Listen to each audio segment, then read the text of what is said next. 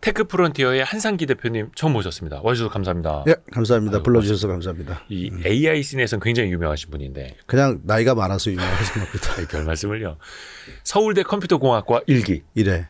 와. 기라고 하면 안 되고요. 회. 아, 제가 서울대를 잘 몰라가지고요. 아니요. 그래서 오늘 요거 그 AI 전쟁 2.0 책은 저희가 댓글 예쁘게 써주시는 분 한 3분 정도 저희가 추첨을 통해서 책을 이제 보내드리겠습니다. 네, 멋진 책입니다. 하정우 수석과 한상기 대표님이 같이 대담을 나누신 네. 책이고 그 몇 가지를 좀 나눠서 좀 질문을 좀 드려보고자 하는데 예전에 그 AGI 강인공지능에 대한 책도 한번 대표님은 따로 쓰셨었는데요. 예, AGI 시대라고 그렇죠. 명저죠. 예, 본인 말씀으로. 네, 아니에요. 2025년 최우수 과학기술 우와. 도서 출판상 받았고요. 얼마 전에 학술원에서 우수 학술 도서상 받았습니다. 와, 대단하십니다. 근데 안 팔려요. 아, 또 이게 좋은 책과 대중적으로 많이 팔린 그렇죠. 책도 또 달라가지고. 예. 전문가들은 다 인정하는 책인데. 근데 그 책에서도 그렇고 최근에도 그렇고 예. 인공지능의 어떤 효율성뿐만 아니라 위험성을 동시에 좀 지적을 하시더라고요. 항상 그 모든 기술은 네. 그 유용성과 위험성이 항상 그 병존하잖아요. 네. 그래서 이걸 듀얼 퍼포스라는 말을 많이 쓰는데 이 AI라는 기술을 굉장히 인류에게 유익하게 도움이 되게 사용할 수도 있지만 네. 동시에 굉장히 악의적인 목적을 갖고 사용할 수도 있는 것이 존재하기 때문에 네. 그런데 이 AI의 지금 발전 수준을 보면은 그 위험성의 수준이 어떤 분들은 인류 멸절의 위기까지 초래할 수 있다. 라고까지 예, 뭐 아니 꼭 터미네이터 스타일로 뭐 와서 우리를 죽이고 이런 게 아니라 예를 들어 뒤에 가서 좀 더 자세히 말씀드리겠지만 이런 것들이 의사결정을 그 AI한테 놔뒀을 때 굉장히 큰 파국이나 사회적인 문제를 일으킬 수 있는 가능성이 여전히 존재하니까 네. 그 가능성을 요즘에 더 많이 발견하고 있고 얘네가 왜 이러지 하는 것들을 이제 찾아내고 있고 그러니까 그런 부분에 우리가 통제를 제대로 하지 못하면은 큰 문제가 된다라고 해서 위험성을 더 많이 얘기하죠. 그러니까 우리가 왜 영화에서 그런 거 많이 접했잖아요. 네. 영화 아이로봇에서도 네. 로봇이 결국은 인간을 공격하게 되고 근데 정해진 명령을 따른 거 세상에서 제일 위험한 요인 제거하는 거 인간이네 이렇게 돼버리고 네. 터미네이터도 유사하고 혹시나 그럼 대표님이 우려하시는 모습이라면 어떤 파고? 그러니까 사실에 그런 얘기를 이제 하면은 뭐 SF 얘기하는 거냐라고 들으실 수 있지만 우리는 굉장히 좋은 의도로 얘한테 어떤 명령을 할 수가 있어요. 예, 요구사항을 얘기할 수 있고. 근데 요즘에 이제 그 많이 발전하고 있는 에이전트 기술이라고 하는 게 네. 어토노머스하게 이제 자동으로 자기가 그 행동을 하거나 의사결정을 하거나 해서 실행을 한단 말이에요. 주어진 타스크를. 그러니까 근데 척하면 착착 이렇게. 뭐 알아서 자동으로 처리를 해나가기 시작하는데 우리가 굉장히 좋은 의미로 태스크를 줬는데 네. 이거를 이제 여러 태스크로 나눈단 말이에요. 예. 내가. 예. 그래서 각각 태스크를 잘할 수 있는 에이전트들한테 이렇게 분산해주고 그런 다음에 일을 진행하는데 이 태스크를 나누는 과정에서 전혀 예상하지 못했던 문제를 일으킬 수 있다는 거죠.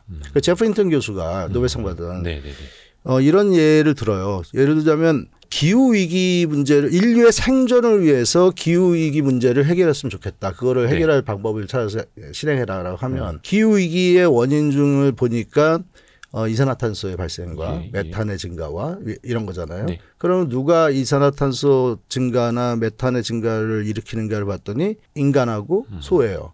그러면 인류의 생존을 위해서는 이 이산화탄소 발생률을 줄이는 것이 그 다음 목표가 될 수 있죠. 네네네. 그럼 이산화탄소 줄이기 위해서는 인간의 생존에서 인간의 숫자를 줄여야 되겠다라고 판단할 수 있는 거죠. 그렇게까지 컨트롤을 우리가 다 어떻게 하면은 인류에게 끝까지 도움이 되게 얘가 행동을 할 것인가를 다 제어할 수 있을 것인가. 만약에 그렇게 제어하지 못한다면 얘는 전혀 얘기하지 않았던 방향으로 문제를 풀려고 들 수가 있을 것이다. 가만 놔두면요. 네. 근데 우리의 단점 중에 하나가 인간이 갖고 있는 단점 중에 하나가 내가 원하는 바를 정확하게 명시적으로 철저하게 말하지 못해요. 우리 사회생활하면서 많이 그러잖아요. 그렇죠. 왜 윗사람이 뭐 지시한 다음에 야 내가 원하는 건 그게 아니었고 그건 뭐 일일이 다 말해줘야 되냐 뭐 이렇게 얘기하잖아요. 근데 실제로 대부분 그렇지 못하거든요. 그렇죠. 대부분 그냥 포괄적으로 얘기하거나 굉장히 빈틈이 있는 상태로 얘기를 한다고요. 그러면 이제 사람들이 알아서 그거를 잘 판단해서 문제를 풀어나가는 건데 AI가 그럴 수 있게 어떻게 우리가 제어하고 통제할 것인가라는 문제예요. 그걸 또 다른 말로는 이제 마이다스 프로블럼이라고 그래요. 마이다스 왕의 손이 되는 데까지 내가 손을 대는 데는 모두 황금이 됐으면 좋겠다라고 했는데 거기에 음식이라든가 자기 딸은 제외해달라는 말을 안 했죠. 그래서 다 이 사람 아무것도 먹을 수가 없는 상태가 되잖아요. 그러면 마이다스 왕은 그렇죠. 야, 그 정도는 네가 알아서 상식적으로 판단해야 되는 거 아니야 했지만 신은 그렇지 않았잖아요. 네가 그렇게 해달라며. 네, 그거네요. 물론 그게 인간의 욕심에 대한 징벌이라고 얘기하지만 사실은 우리가 똑같은 문제를 AI가 됐던 AR 로봇이 됐던 이런 그 초지능 수준의 AI가 만들어진다면 그런 문제는 발생할 가능성이 있죠. 그 프롬프트 명령하는 거에 정말 논리적인 틈새 하나 때문에 큰 위험에 처할 수도 있고. 그러니까 왜 인간이라는 존재가 생각을 좀 많이 안 하려고 하고 지름길을 찾고 이런 거 되게 많잖아요. 그리고 내 인텐트를 다 명확하게 기술할 줄을 잘 몰라요. 한계도 명확하고. 지금 사회자님은 자기가 원하는 것들을 명확하게 명시적으로 다 쓰고 계세요. 아유, 부족하죠. 못해요. 우리 자체가 그러지 그렇지 못해요. 않습니까? 저도 이제 회사를 운영하고 있습니다만 직원들이 알잘 딱간센 알아서 잘 막 딱 센스 있게 깔끔하게 이렇게 해주길 바라고. 근데 이게 사람이 아니라 인공지능이라면 더 위험할 수 있고. 근데 대표님이 그러니까 인공지능이 그냥 간단하게 우리가 질문하는 거에 대답하는 수준이라면 상관이 없는데 지금 에이전트 기술이 되면서 다양한 실질적인 어떤 디바이스나 장치나 기계에 접근해서 자동으로 실행을 하기 시작한단 말이에요. 그러니까 오늘 나온 뉴스 중에 하나가 뭐죠? 원자로의 그 컨트롤 관계된 거, 원자로에 대한 시뮬레이션으로 지금 시작했는데 그거를 AI로 하는 것이 훨씬 더 시간이 빨리 걸린다. 이제 이렇게 나온다고요. 그러면 점차 AI의 성능이 좋아지고 그러면 효율성이 좋아지니까 맡기는 게 더 낫다라고 판단이 되죠. 그렇게 되겠죠. 그래서 점차 맡기면 나중에는 우리가 그것이 어떻게 실행되는지 일일이 잘 안 보게 돼요. 당연히. 안전과 직결되는 것까지. 그래서 그런 것들을 우리가 어떻게 소위 말하는 이제 통제할 수 있는 방안이라든가 규제 이런 걸 통해서 제어를 제대로 할 것인가. 인간의 기술 중에 그런 기술들이 많이 있잖아요. 핵무기도 그랬고. 군사적인 그다음에 이제 유전자 조작을 통한 DNA 기술도 그랬고 제대로 통제를 안 하면은 사회적으로 큰 문제를 일으킬 수 있다라고 하는 기술들이 있어요. 그렇죠. 그래서 AI도 이제 그 기술 범죄에 들어가는 거죠. 그게 이제 AI가 강인공지능 AGI가 되면 더더욱. 저희는 강인공지능, 약인공지능은 단어를 잘 안 씁니다. 그거는 이제 존 설리라고 하는 미국의 철학자가 쓰던 말이거든요. 그래서 그거는 AI를 본격적으로 연구한 사람이 쓴 용어가 아니기 때문에 그래서 아직도 우리나라에서 강인공지능, 약인공지능 얘기하시는 분들이 있는데 그거는 AI에 전공한 사람들이 하는 용어가 아니에요. 마케팅 용어인가요? 뭐 그분은 이제 그거를 이제 철학자니까 규정하고 그 사람이 얘기하는 강인공지능에는 인간 수준의 어떤 의식을 갖고 있고 사고를 하고 뭐 이런 얘기였어요. 근데 우리가 얘기하는 AI가 발전된다 그래서 의식을 갖거나 인간처럼 행동하고 인간처럼 생각하거나 감정을 느끼거나 이런 얘기를 하는 건 아니거든요. 성능이 뛰어난 거지. 그렇죠. 그렇게 되기 때문에 우리는 그냥 그거에 대응되는 말이 이제 Artificial General Intelligence라고 해서 AGI라는 용어를 쓰는데 이것도 좀 빠른 얘기긴 하지만 AGI가 뭘 의미하느냐도 지금 명확하게 학계에서 정의되는 의견은 없어요. 다 각자 내 생각에는 AGI는 이렇다. 그래서 그 AGI의 전문가들에서도 그 딥마인드 같은 데서 나온 논문을 보면 100명한테 물어보면 100개 다른 데피니션이 있을 것이다. 정의가 다 다를 것이다라고 얘기를 하죠. 근데 이제 어쨌든 인간의 능력을 넘어서는 거의 대부분의 인지적인 활동에서 인간의 인지적 활동을 넘어서는 AI 또는 이제 조금 경제적으로 가치 있는 활동에서 인간을 넘어서는 뭐 이렇게 디파인을 하는 경우들이 좀 있죠. 근데 대체적으로 그냥 합리적으로 판단하고 생각하고 문제를 풀어가는 과정들이 있잖아요. 그런데 그런 영역에서 인간의 능력을 뛰어넘는 AI들을 우리가 AGI라고 하던가 또는 ASI라는 말을 씁니다. 이제 슈퍼 인텔리전스. 그래서 초지능. 초지능. 그래서 초지능은 완전히 우리의 수준을 뛰어넘는 수준이 되는 거죠. 근데 대표님 말씀하시는데 아까부터 대표님 티셔츠에 있는 뭐 빨간 눈 같은 게 눈에 자꾸 왔다 갔다 해서 좀 무섭기도 하고 이 티셔츠 무늬가 뭔가 되게 좀 의미가 있는 거라면서요. 이게 1968년도 그 스탠리 큐브릭 감독이 만들었던 영화 그 2001 스페이스 오디세이라는 영화에 등장한 할 9000이라고 하는 할 9000이라고 하는 AI 컴퓨터예요. 예. AI 컴퓨터가 뭔가 문제를 일으켜요. 문제를 일으키는 원인에 대해서도 여러 가지 이제 추론들이 그 다음에 있는데 예. 소위 말하는 이제 얼라이먼트 문제라고 그래서 가치를 따르는 어느 게 더 중요한 것인가를 따르는데 혼란을 느끼면서 얘가 그 우주선에 탑승한 우주 비행사들을 하나씩 제거를 하거든요. 거기에 이제 주인공이 데이브예요. 그래서 이제 데이브한테 얘기하는 거죠. What do you think you are doing? 너 지금 뭐 하고 있다고 생각하냐, 데이브? 그러면서 이게 이제 데이브하고 이 한 9000가 이제 거기서 경쟁을 하는데 경쟁이 아니라 이제 머리 싸움을 하고 그래가지고 이제 결국은 한 9000을 이제 무력화시키거든요, 데이브가. 예. 근데 이게 1968년도 영화거든요. 맞아요, 되게 오래. 이때 이미 인공지능 컴퓨터가 오류를 발생시킬 수 있다는 주제를 우리한테 주죠. 68년도에. 네. 그래서 제가 또 강연할 때마다 이거를 입고 나가는 이유가 이런 상황을 우리는 어떻게 방지할까요? 라는 이제 질문을 던지기 위해서. 근데 당시만 하더라도 그리고 68년에 그렸던 2001년도는 또 우리가 24년이나 지나왔고. 그렇죠. 근데 앞으로 그 슈퍼 AI 그 시대가 슈퍼 인텔리전스. 그렇죠. ASI라고 그러죠. 초지능 시대가 그럼 과연 언제 올 것이냐?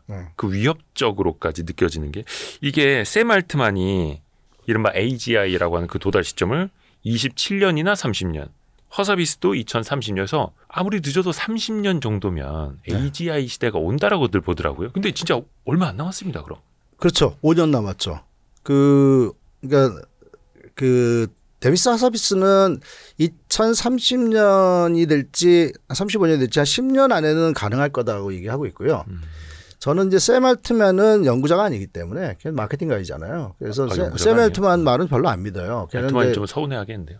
서운해하는 게 사실인데 어떡할 거예요. 뭐 일론 머스크도 마찬가지죠. 그래서 그 친구들이 하는 말은 제가 잘 안 믿고 엔트로픽의 다리오 아무데이가 2027년을 얘기를 해요. 그리고 이제 우리의 존경하는 제프리 힌턴 교수가 20년 안에는 가능할 것 같다라고 얘기를 하죠. 제일 보수적으로 보시네요. 힌턴 교수님. 그래서 이제 빠르면 3년, 2년 좀 더 보면은 5년 안에 AGI의 초기적인 모습이 나타날 수 있다라고 우리가 많은 이제 연구자들이 얘기를 해요. 근데 그게 나타나면은 우리가 알아챌 수 있을까? 라는 문제를 또 얘기를 해요.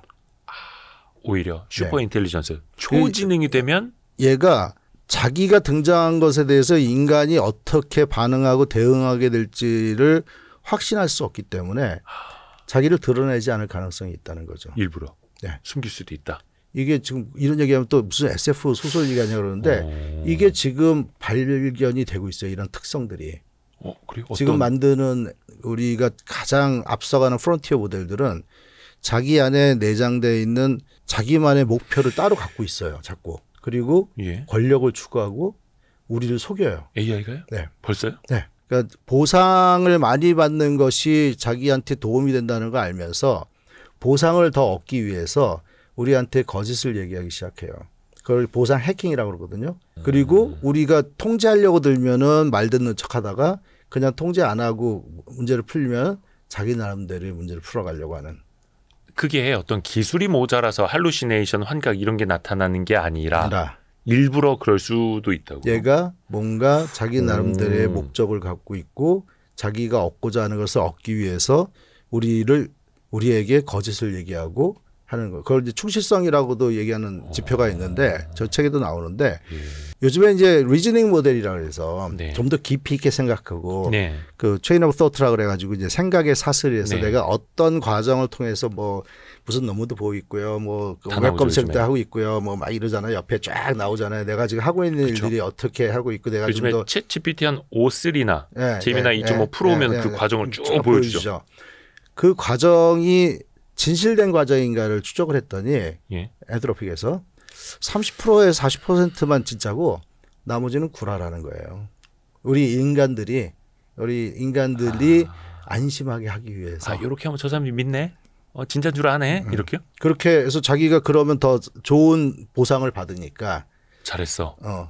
그래서 이거 왜지? 왜 이러지? 얘네들이 그런 것들을 발견하기 시작해요 지금. 그러면 그 인공지능이라는 녀석이 사람들이 좋아하는 거, 호응하는 것까지 학습을 해서 그런 거예요. 그렇게 되면 자기한테 보상 점수가 더 높아지니까 보상 점수가 높아지는 쪽으로 자기를 위장하기 시작한다는 거죠. 그 보상 점수라는 게 우리가 뭐 좋은 정답 얘기해 줄 때 뭐 빵 사주고 이러진 않잖아요. 예. 그러니까 이제 점수로 이제 우리가 보상 함수라는 게 있어서 처음에 학습할 때요. 아니요. 이제 학습 다 끝나고 난 다음에 추론할 우리가 때도요? 뒤에 가서 이제 테스트 타임 컴퓨터라고 그래서 요즘에는 그거를 이제 강화학습이라는 단어를 많이 쓰는데 이 강화학습 시키는 과정에서 이제 여러 가지 보상 함수들이 있거든요. 그런 과정에서 얘가 얻는 거죠. 내가 이렇게 행동하면 점수가 좋게 나오는구나라는 거를 스스로 학습을 해가지고 그런 점수를 더 얻기 위한 노력을 한다는 거예요. 그게 우리 옛날이래 봐야 뭐 한 2, 3년 전인데. 그러니까 그런 거예요. 어린아이들이 자라면서 엄마가 칭찬해 주면 안 해도 한 것처럼 하고 청소했다고 거짓말하고 뭐 숙제다 했다고 거짓말하고 그러면 이제 엄마한테 칭찬받잖아요. 네. 그 이렇게 하면 칭찬받는구나 해가지고 그 짓을 자꾸 하잖아요. 그게 생명체가 발전해 오면서도 이 보상회로가 발전되면서 도파민이 생기고 도파민이라는 것들이 사람이 생존하는 데 그렇죠. 중요해졌거든요.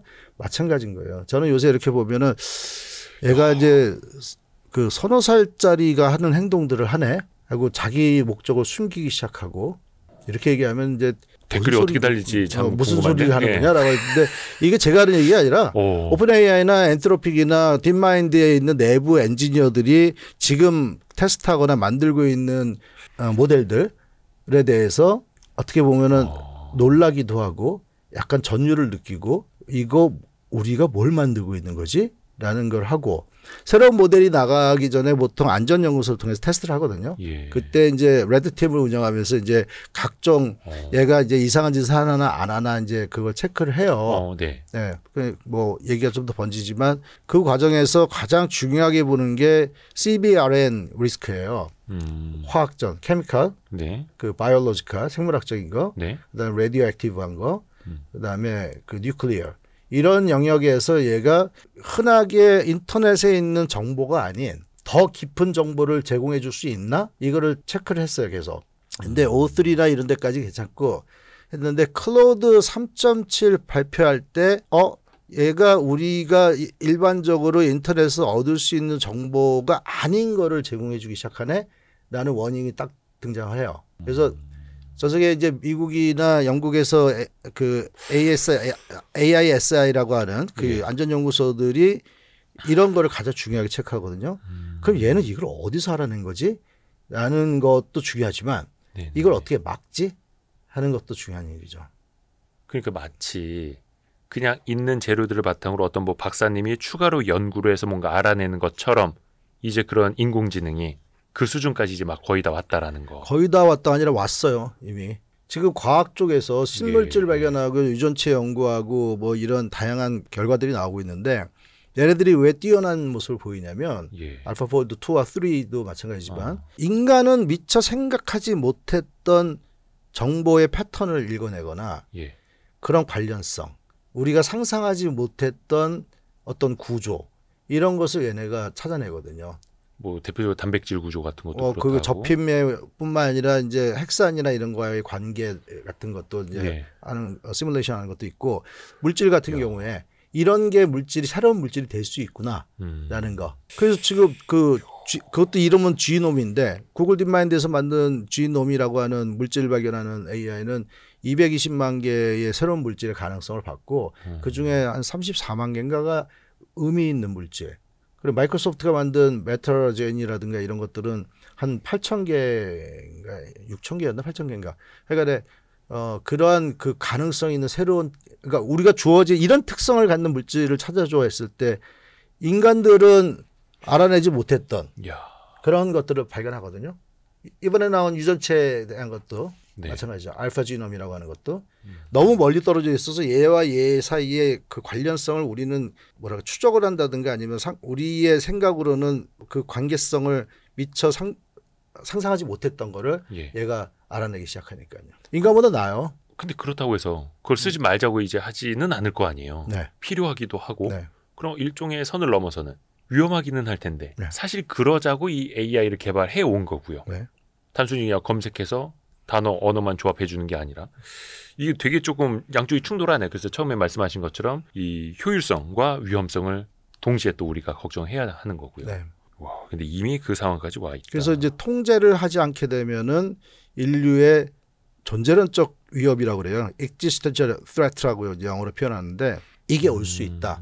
그게 올 수 있는 가능성을 p-value라고 합니다. p의 doom value 그래가지고 doom이 올 수 있는 값을 얼마로 보느냐 이런 질문을 실리콘밸리의 AI 하는 애들이 물어봐요. 당신은 p-value가 얼마야? 이런다고요. 그러면 대표님은 그 AI가 인류를 멸망시킬 수 있는 가능성을 몇 %로 보세요? 그냥 어림짐작으로. 그래도 한 단자리 수는 될 것 같습니다. 한 2, 3%. 2, 3%. 그 정도면 높은 건가요? 아니 안 높죠. 그 안 높은 굉장히 굉장히 긍정적인 분이에요. 아, 그래요? 저 같은 경우는 한 20% 보거든요. 그 방송에 많이 나오는 제 후배 박태웅한테 이제 물어봤더니 너는 얼마 보냐? 그랬더니 저는 30% 봅니다. 그러더라고요. 하정우 수석한테도 물어봤어요. 하정우 수석 PBR 얼마야? 그랬더니 저도 20%인데요. 아니 근데 이게 그냥 누구랑 길 가다가 치고받고 할 확률, 교통사고 날 확률이 아니라 인류가 멸망할 확률, 네. AI 때문에. 네. 20, 30% 너무 엄청 높은 거 아닙니까 이거? 뭐 그게 사실이면 할 수 없는 거죠, 뭐. 예? 제가 작년에 AGI 시대 내놓고서 이제 어느 유튜버 가서 이제 인터뷰를 한번 한 적이 있는데 굉장히 막 그렇게 이제 놀라시더라고요. 그래서 제가 그 말을 했어요. 인류는 멸종하면 안 되는 생물인가요? 라고. 어차피 지구에서는 다 돌고 도는 거였는데. 지구에 등장했던 생명체 98%가 멸종했는데 뭐 인류가 뭐 계속 존속해야 되는 이유는 없죠. 근데 계속 존속해야 된다고 생각하는 친구들이 있죠. 뭐 일론 머스크라든가 이런 친구들이. 장기주의자들. 근데 뭐 그 얘기는 나중에 또 기회 있으면 하고 이게 이제 철학과 관계되는 건데 그러니까 AI를 그러면 인류에게 해를 끼치지 않게 통제를 할 수 있느냐? 네. 해야 된다라는 이제 당위성이 있잖아요. 예. 근데 할 수 있을까라는 것 자체의 질문을 던지시는 분이 있어요. 그러니까 해야 하는 것과 할 수 있는 건 다르니까. 네. 그래서 막 킬 스위치 이런 거 얘기 나오지 않습니까? 네. 중앙 서버. 그래서 이제 쉽게 얘기하면 이제 두꺼비 좀 내려라. 네. 뭐 파워 내리면 되지 않냐. 파워를 내리지 못하게 막거나 파워를 내리는 게 영향을 주지 않게 자기가 백업 한다든가 할 방법은 얼마든지 존재할 수 있다는 거고요. 네. 그거를 통제하지 못할 거야라고 얘기하시는 분이 노벨상 받은 제프리 힌턴 교수예요.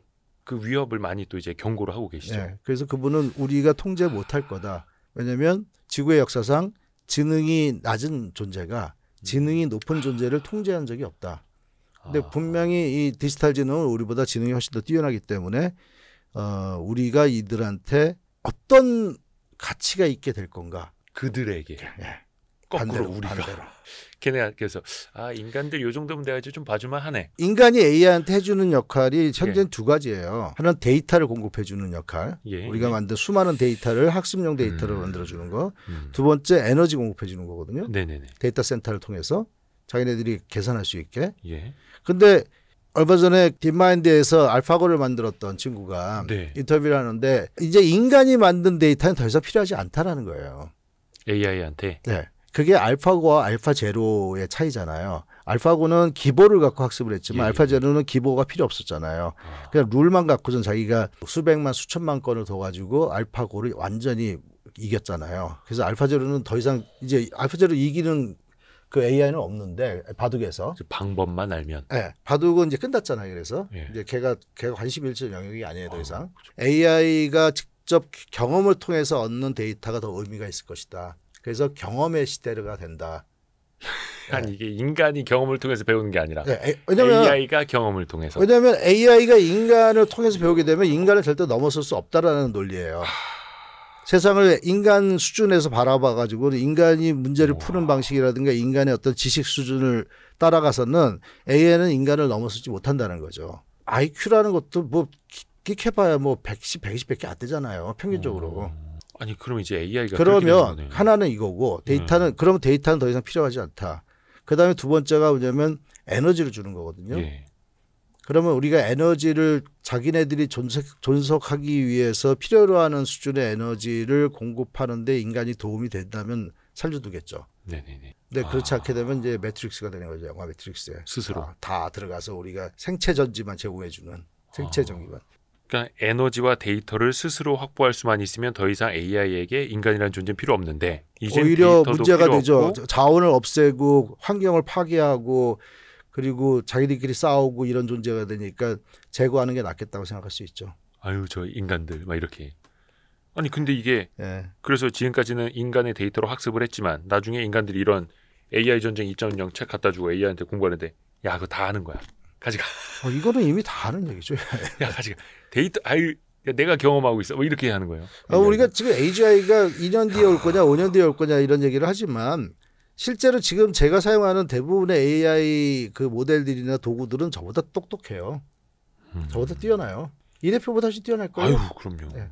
그런데 뭐 벌써 이미 우리를 넘어섰다. 일반적인 사람은 넘어섰다고 보는 거죠. 근데 이제 다리오 아모데이 같은 친구는 이제 노벨상을 받은 모든 분야에서 노벨상을 받은 사람보다 더 뛰어난 존재가 될 거다라고 하는 거예요. 그러니까 이게 뭐 미국에서 무슨 변호사 시험을 통과하고 뭐 의학 무슨 시험을 패스하고 막 이 얘기 들었던 게 한 3년 전이잖아요. 네. 요새는 그런 거 관심 없습니다, 별로. 당연하니까. 네. 다 풀어버리니까. 네. 어휴, 오늘 어떻게 자지?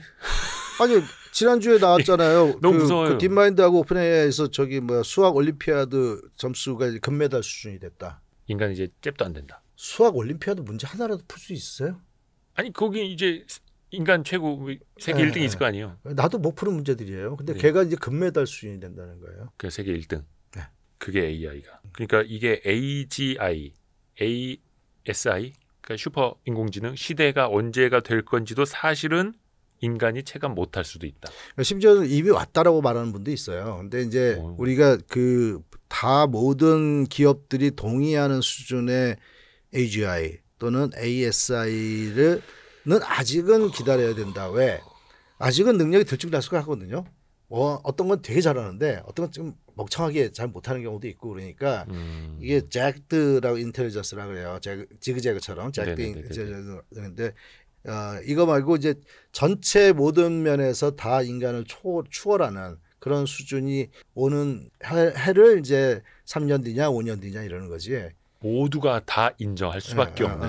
근데 이제 지금 우리가 일상적으로 사용하는 수준에서 여러분들이 이제 그 프로급들을 쓰면 네네네. 얘는 나보다 월등히 뛰어나구나라는 걸 인정할 수밖에 없어요. 그렇죠. 뭐 한 달에 한 2, 3만 원 내는 것들. 네, 그런 것도 있고 300불 내는 거, 200불 내는 것도 있고 300불 내는 것도 있고. 그렇죠.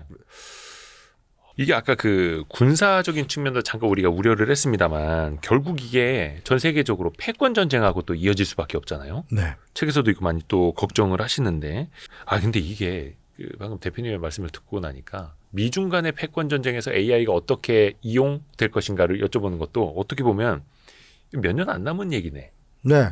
30년 후에는 인공지능과 지금 막 터미네이터처럼 싸우고 있을 텐데 뭐 이런 걱정도 들어요. 그거를 떠나서 지금 이제 트럼프가 어쨌든 빌드 퍼스트 전략을 가잖아요. 뭐 이렇게 그 전까지만 작년까지만 해도 안전을 중심으로 안전한 AI 또는 포용적인 AI를 만드는데 서로 협력하자라고 그래서 영국에서 시작을 했고 AI 세이프티 서밋이라는 게 작년에 우리 서울에서 했고 올해 2월 파리에서 했는데 올해 2월 파리 회담이 정상회담이 뭐랄까 어떤 면에서 완전 파국이었어요. 미국과 영국이 동의하지 않겠다 선언문에. 그리고 미국의 밴스가 가가지고 너 유럽 애들 왜 이렇게 한간 소리 하고 있냐. 지금 중국이 우리를 능가하면 어떻게 하려고. 일단 규제니 뭐 이런 얘기는 풀고 치고 나가야 된다. 만들어야지. 먼저 확보해야지. 이게 뭐냐면 저거거든요. 얘네들한테는 핵무기 수준급인 거예요. AI가. 네. 1920, 30년대에 핵무기를 나치보다 먼저 가져야 되겠다라고 해서 맨하탄 계획이 만들어졌잖아요. 네. 그래서 그 정도 레벨을 생각하는 거예요. 이것을 AGI급, ASI급을 먼저 갖추는 나라가 세계의 경제, 군사 모든 면에서 앞서갈 수 있기 때문에 키신저도 그랬고 에릭 슈미트도 그랬고 다 이거 슈퍼 인텔리전스 전략이라는 거 굉장히 중요하다고 얘기하고 이게 핵무기급으로 다뤄야 된다라고 다 얘기한 거잖아요. 그러니까 그게 위험성뿐만 아니라 개발의 속도. 네. 그리고 얘네들이 얘기하는 건 적대국이 먼저 갖게 되는 상황. 그거는 절대로 용납해서는 안 된다라는 거죠. 그게 일단은 미중 간에 있는 거고. 네, 그러니까 미국이나 중국이나 다 이거는 우리가 먼저 가져야 된다라고 생각하는 게임이 돼 있는 거죠 지금. 그러면 이제 미국 입장에서 보면 중국의 이 엄청난 AI 발전 속도를 과연 막을 수 있을까요? 이 딥시크 쇼크라는 게 벌써 그것도 거의 1년 가까이 돼가지 않습니까? 미국 내에서 분석은 작년 초만 하더라도 한 2년을 앞서간 것 같다라고 판단하고 있었어요. 근데 이제는 몇 개월 차이밖에 안 난다라고 보고 있어요. 아직도 기반 기술의 측면에서는 딥마인드라든가 엔트로피라든가 오픈AI가 내놓는 기술이 훨씬 뛰어나고 심지어 이제 일론 머스크의 이제 XAI에서나 그록 같은 게 이제 그 보여주고 있는데 중국이 차분히 쫓아오죠. 그리고 거의 턱밑까지 쫓아왔죠 이제. 네. 딥시크는 이제 그러니까 딥시크의 진실도 굉장히 훌륭한 면도 있지만 우리나라에서 굉장히 과장되게 받아들이는 면도 있어요. 그거는 이제 다 알잖아요. 뭐 논문을 제대로 안 읽어보신 분들이 하던 얘기들이 많았던 거고. 어쨌건 중국의 실력이라는 거는 이제 무시할 수 없는 실력이고 중국의 전체적인 정책 지난주에 그 미국의 AI 액션 서밋이 액션 플랜이 나오고 나서 액션 플랜이 나오고 나서 3일쯤 뒤에 샹하이에서 중국의 세계 인공지능 대회를 열었단 말이에요. 웨이크라고 하는. 근데 여기에서 이제 리창 총리가 중심이 돼 가지고 발표를 했죠. 함께 하겠다. 모든 나라와 같이 하자. 배를 같이 저읍시다. 뭐 이런 식으로 표현했단 말이에요. 일종의 실크로드처럼 다 우리랑 같이 하자 이렇게. 왜 입장이 바뀐 것 같은 거예요. 중국은 우리 다 같이 힘을 합쳐서 같이 갑시다 이러고 있고 미국이 제일 앞설 거니까 다 미국 따라와 뭐 이런 거거든요. 미국으로서 AI 미국의 AI 풀스택 만들어 줄 테니까 우리 동맹국들은 고민하지 말고 이거 쓰면 될 거야. 막 이런 식으로 나오니까. 그러니까 AI 어떤 뭐 기초 기술 반도체 뭐 핵심 서버 다 우리 거 써. 우리가 제공할게. 우리만 믿고 나만 따라와. 네. 우리가 굉장히 곤란하죠 지금. 그래서 우리도 이제 왜 다른 나라들도 소버린 AI라고 해서 우리 것도 만들어야 되고 일종의 기술 주권을 가져야 하는데 미국이 야 그런 거 하지 마. 다 남합니다. 내 차에다 타. 이렇게 가면 이제 우리는 어떻게 해야 됩니까? 굉장히 현명하게 해야죠. 굉장히 현명해야 돼요. 해증을 해야 되고. 그거는 지금 우리뿐만 아니라 영국은 그냥 미국이랑 같이 갈게 그러면 돼요. 걔네들은. 근데 이제 프랑스라든가 독일, 그다음에 인도, 싱가포르, 우리나라, 또 캐나다 이런 나라들은 미국이랑 완벽하게 동행할 수는 없을 수도 있어요. 네, 뭐 UAE 같은 건 미국이랑 같이 가겠다고 선언을 해버렸고, 근데 이제 그렇다면은 우리의 독자적인 자주권, 그러니까 우리가 이제 서브린 AI 오늘 아침에도 어떤 신문사랑 제가 한 1시간 인터뷰를 했는데 서브린 AI가 논란이 되는 나라는 우리나라밖에 없는 것 같아요. 모든 나라가 서브린 AI 얘기를 하거든요. 그러니까 AI 주권이 있어야 된다. 이번 영국조차도 서브린 AI 팀이라는 걸 정부 안에 만들었어요. 프랑스 당연히 서브린 AI 하고 있고요. 인도, 뭐 싱가포르, 한국 다 서브린 AI 얘기하거든요. 근데 어느 나라에서도 서브린 AI가 문제가 많다라든가 그걸 왜 하냐라는 얘기를 하는 사람은 없는데 그 돈 들여서 그걸 왜 하느냐 이런 식으로. 우리나라에서만 그걸 얘기하는 사람들이 있는데 저건 이건 쓸데없는 노이즈라고 생각해요. 그거는 뭐 우리가 뭐 엔진 안 만들고 자동차 만들 수 있는데 왜 그러냐라든가 우리나라 국방은 이제 미국 무기 갖다가 하면 되는 거지 왜 우리가 무기까지 만들어야 되냐. 그렇다면 우리나라에 지금 KF-21이나 뭐 K9 자주포라든가 이런 것도 없었겠죠. 비유가 좀 무기라서 그렇긴 하지만 우리가 기술 그런 건 이런 거랑 비슷한 거예요. 반도체는 우리가 어려우니까 우리는 그냥 가전이나 잘하면 되지라고 했었다면 삼성전자가 없죠. 그렇죠. 저는 삼성전자 전략기획실 출신이라서 삼성이 우리가 그런 문제에 대해서 얼마나 심각하게 고민하고 우리가 그 일본을 넘어서기 위해서 노력했는가를 제가 다 기억하는 사람이기 때문에 그건 뭐 조선도 그랬고 철강도 그랬고 뭐 자동차도 그랬고 다 그렇잖아요. 근데 왜 AI에서만큼은 우리가 자주권을 가지면 기술 독립을 하면 안 된다라고 얘기하는 분들이 있는지 전 잘 모르겠어요. 우리는 미국의 기술을 위해서 애플리케이션만 잘하면 된다. 이런 얘기를 하시는 분들이 있는데 저는 그러면 저 얘기는 마치 반도체 안 만들고 우리 TV만 잘 만들면 된다라는 얘기처럼 들려요. 그 말이 어떻게 보면 그러니까 AI 원천 기술 LLM을 이용한 서비스만 잘 애플리케이션만 잘 만들면 된다라고 말씀하시는 분들은 이게 원체 힘드니까 기초 기술이 안 해봐서 그러고 그 우리한테 기회를 줘본 적이 없잖아요. 그러니까 사실은 2, 3년 전에 하이퍼클로버 X가 나왔을 때 하이퍼클로버 X는 오픈 AI와 굉장히 비등한 수준이었어요. 그 GPT 3.5하고 그러니까 챗GPT가 처음에 기반을 뒀던 게 GPT 3.5인데 네. 그 다음에 격차가 GPT 4부터 벌어지기 시작했는데 그건 우리 능력의 차이보다도 있겠지만 사실은 우리의 인프라, GPU 개수, 돈, 인력에 대한 지원 이런 것들이 우리가 부족했거든요. 네. 지금 보세요. 국가대표 AI를 우리가 선발해 가지고 키운다라고 하니까 15팀이 들어와서 10팀이 남고 지금 5팀을 뽑으려고 하는데 모든 회사들이 갑자기 오픈소스 내놓기 시작하잖아요. 왜냐하면 이건 최종적으로 아직 오픈소스를 할 거다 그러니까 우리 오픈소스 할 수 있어요. 그다음에 우리 from scratch로 초기부터 아예 만들었어요. 아니면 우리는 이런 모델을 갖고 만들었지만 상당수 우리가 국산 기술로 한 거예요 하고 다 공개를 하기 시작하잖아요. 경쟁을 네. 하고. 네. 그다음에 최근에 나오는 벤치마크 테스트 같은 데서 보면은 뭐 업스테이지 거라든가 LG 연구원의 엑사원이라든가 이런 것들이 20위권 안에 들어간단 말이에요. LG 엑사원. 네. 네. LG 엑사원이 지금 뭐 점수 64점으로 해가지고 4 옴니랑 유사한 수준으로 갔는데 예. 저는 이 분위기가 너무너무 좋은 거예요. 이제 정부가 정책을 제대로 하니까 실제로 많은 회사들이 거기에 올라타고 있고 그다음에 우리가 충분한 학습용 데이터, 학습용 GPU를 제공해 주겠다 그러니까 그러면 우리도 할 수 있어라고 보여주는 거거든요. 네네네. 네. 그러니까 예를 들어서 우리가 100만 장, 200만 장을 갖고서 만드는 애들하고 우리하고 어떻게 경쟁할 것이냐는 건 또 다른 문제예요. 차원이 좀 다른 문제예요. 근데 네. 우리 20만 장 정도를 지금 그록4가 20만 장으로 한 거거든요. GPU 20만 장. 20만 장으로. 예. 그럼 우리가 20만 장을 쓸 수가 있다 그런다면은 우리도 상당히 경쟁력 있는 모델을 만들어낼 수 있을 거라는 거죠. 근데 이제 어제 한성기 대표님이 기술 전문가시니까 좀 여쭤보면 저는 이제 기술 조금 좀 아닌 것 같아요. 왜 그 딥시크가 네. 굉장히 그걸 이제 경량화했다, 네. 더 효율적으로 만들었다라고 해서 우리도 그 모델로 가면은 좀 더 낫다. 아 근데 20만 그게 장까지 이렇게 그거를 보는 하기 것도 위해서는 프리트레인된 굉장히 거대 모델이 있고 그 거대 모델을 이용해서 디스틸레이션이라고 하는 증류라는 예, 방식으로 예. 추가적으로 고급 컨텐츠를 공급해가지고 강화학습시키고 그런 거고 예. 물론 그 경량화하는 데는 소프트웨어적으로도 굉장히 뛰어난 엔지니어를 많이 했어요. 네. 근데 그 베이스가 되는 거대 모델을 그러면 다 외국 거 쓸 거예요.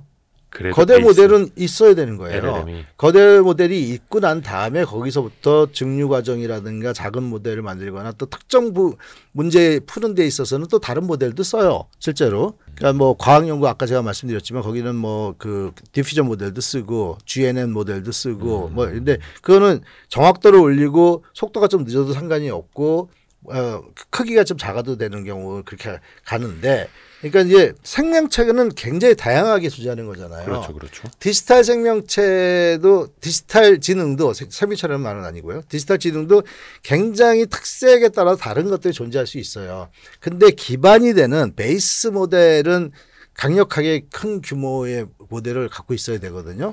근데 그게 우리 기술을 기반으로 만들고 그놈이 우리를 훨씬 더 잘 이해하거나 나가서 문화, 예술, 역사를 학습을 잘 된 녀석이면 더 좋은 거 아니에요? 그렇죠. 그리고 우리가 개선시킬 수 있고 우리가 스스로 만들었으니까. 우리 거니까. 네.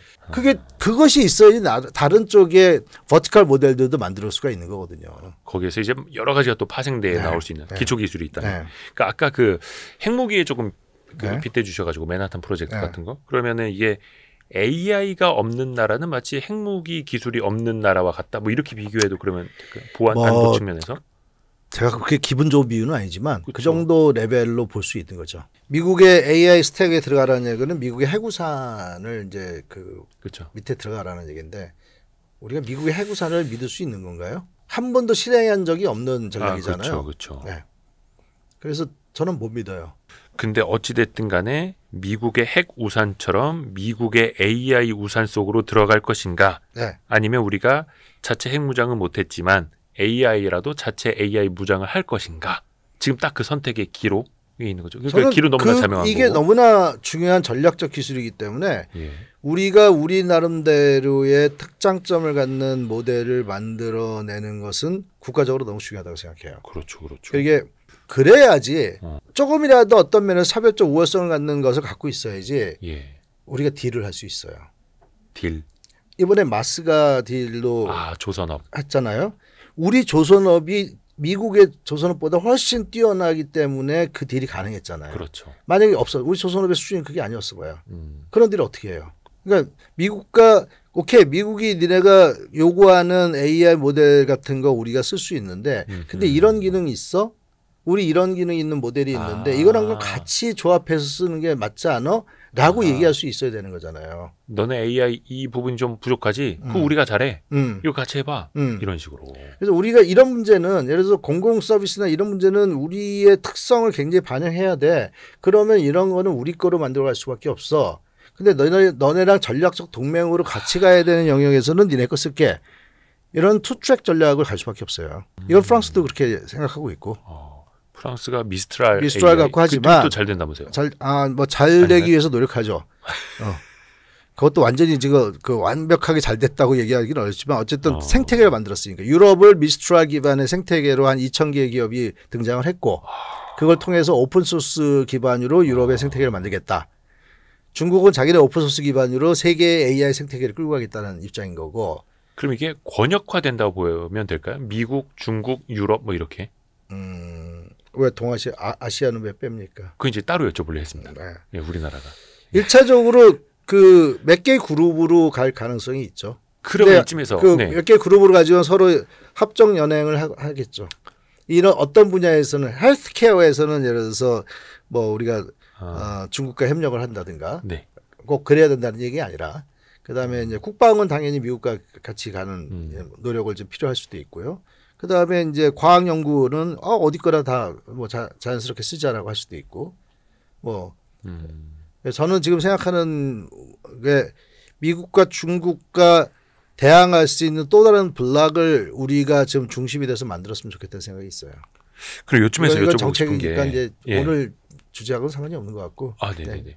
그러면 아까 그 하이퍼클로버 X 처음 나왔을 때 챗GPT 3.5까지는 좀 비슷했다라고 말씀해 주셨는데 지금은 그럼 어때요? 우리의 AI 수준 기술이? 지금 X1이나 뭐 업스테이지 솔라 프로 2나 이런 것들을 벤치마크 상으로 비교를 하면 그 한 20위권 안에는 들어가는 것 같아요. 뭐 어떤 거는 10위권 안에 들어가고. 근데 그것도 벤치마크 테스트의 종류에 따라서 그 높낮이가 달라요. 어떤 연구기관에서 조사했느냐에 따라서 뭐 그렇고 톱 10도 있고 벤치마크가 좋다 그래서 일반적인 어플리케이션 기업에서 사용하는데도 좋을 것이냐라는 건 또 다른 얘기예요.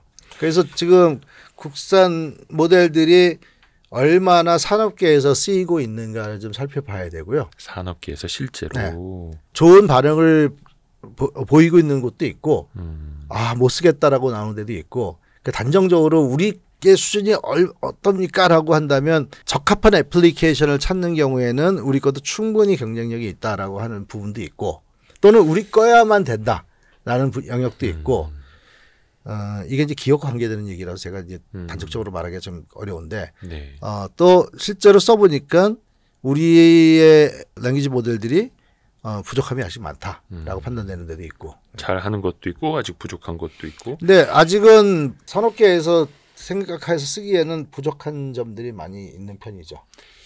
이게 참 사람이라는 존재가 적응을 하고 또 그 무서운 속도로 빨리 발전하는 기술에 금세 적응을 하고 또 뒤처지는 것들 보면 되게 옛날 것처럼 느껴지잖아요. 그러니까 사실 저도 챗 GPT 3, 그러니까 3.5, 4, 5 보면서도 굉장히 이제 전율을 느꼈는데 최근에 4, 5를 쓰다가 5, 3 쓰고 제미나이 2.5 프로 써보니까 4, 5가 쓰레기 같은 거. 아유, 야, 저걸 정확하지도 않고 막. 그걸 보니까 벤치마크 점수에서 저 뒤에 있더라고요. 4, 5는. 이게 사람이 이게 좀 간사한 걸까요? 못 쓰겠는 거예요. 저는 사실은 지금 제미나이 2.5 프로는 좀 느려서 조금 걸리죠. 플래시 쓰거든요. 제미나이 2.5 플래시 쓰고 그다음에 4 옴니를 많이 써요. 제너럴 하기에는 4 옴니가 쓰는데 별 문제가 크게 없어요. 저는 주로 뭐 그런 게 아니라 주로 이제 기술 논문에 대해서 물어보거나 다른 나라 정책에 대해서 물어보거나 뭐 이렇게 약간 좀 일상적인 거는 별로 안 물어보기 때문에 그 경험이 다를 수도 있어요. 그렇죠. 그래서 그러니까 이제 간단한 건 4, 5나 4 미니 뭐 이렇게. 그러니까 플래시 써도 충분히 쓸만하고 굉장히 깊이 있는 리서치를 해야 될 경우에는 이제 딥 리서치 쓰거나 때로는 저는 그 노트북 LM을 많이 써요. 구글의 노트북 LM이 워낙 그 재미있게 분석을 잘 해주니까 특히 논문 같은 거. 예. 이제는 논문을 읽는데 제 에너지를 쓸 이유가 없어서 그건 이제 애를 시켜가지고 예. 논문을 딱 업로드 시키고 이 논문이 주장하는 바가 뭐야? 이 논문에서 허점이나 미숙한 점이 뭐야? 이 논문에 뭐 이런 얘기를 한 게 근거가 뭐야? 뭐 이런 거 쭉 질문하면 알아서 다 읽고 대답해 주니까. 거의 뭐 석박사급 직원이 분석해 네, 주듯이. 네. 근데 거기에 이제 우리의 자체 AI 모델들도 이제 상위 랭킹으로 올라가야 하는데 네. 근데 이번에 그래서 예. 한 팀이 만들어져서 지속적인 지원을 이제 하면 상당한 수준으로 나올 가능성이 있죠. 그 국가대표 AI 그 팀. 네. 아니 지금 상당하게 높이 평가받는 게 이제 알리바바의 QN인데 네네네네. Q1이라고도 하고 Q1. Q1이라고도 하고 우리나라 QN 비슷한 설탕 이름도 있는데. Q1이라고 하는데 그거 처음에 나왔을 때 욕 바가지로 먹었던 모델이에요. 왜요? 성능 떨어진다고. 그러다가 꾸준히 지속적으로 개선해서 지금은 세계적인 모델이 됐잖아요. 그렇게 해야죠, 우리도. 그러니까 포니 2에다가 이제 제네시스까지 올라온 거예요. 그렇죠. 우리도 그렇게 할 수 있다. 근데 못할 이유가 별로 없어요. 책에서 지적하신 게 조금 상대적으로 뒤처지게 보이는 이유 중에 하나가 마케팅에 있다라는 지적도 좀 하시더라고요. 그러니까 우리가 그런 것들을 하면은 외국 애들은 이렇게 그 엔지니어들이 나와서 유튜브에서 이게 어떻게 만들어졌고 뭐가 특징이 있고 막 하잖아요. 예. 그리고 굉장히 스스로 감탄하고 뭐 막 이런 거 컨텐츠 봐요, 하잖아요. 그리고 데모도 굉장히 재미난 데모도 많이 만들고. 근데 우리는 아이폰하고 갤럭시를 보더라도 신제품 발표할 때 아이폰은 막 감정이 막 빠져들어서 그렇죠. 저거 안 사면 큰일 날 것처럼 그렇죠. 얘기하고 갤럭시는 뭔가 개발 뭔가 지금 그 돈 많은 아저씨가 나와서 얘기하는 거 제가 삼성 출신이지만 사장님 억지로 나오신 것 같아요. 그러니까 영어 잘 못하는 사장님 막 외워서 막 하고 있고 막 이러잖아요. 그러니까 이제 그런 차이가 그리고 우리는 외국에 누구 하면 개발자가 누구 거기서 리더가 누구가 하는데 네이버에서 그걸 개발하는 애가 누군지 아세요? 모르죠. 왜 우리는 그걸 안 알리는지 모르겠어요. 센터장이나 총괄 팀장은 알려도 거기에 주력 엔지니어가 무슨 일을 했고 걔가 어떤 고민을 했고 내가 이걸 하기 위해서 이런 노력을 했다라는 것들을 막 알려야 되잖아요. 그러니까 엔지니어가 돋보여야 하는데 네. 우리는 저기 재벌 총수 어디 회장님의 결단으로 이걸 해냈다 뭐 이런 것만 헤드라인에 뜨고. 그거는 이제 주로 재벌집이나 그러고 저쪽은 뭐 네이버가 뭐 그렇다고 최수현 대표가 나와서 그런 건 안 하는데 이제 꼭 가장 총괄 책임자만 나오잖아요. 우리는.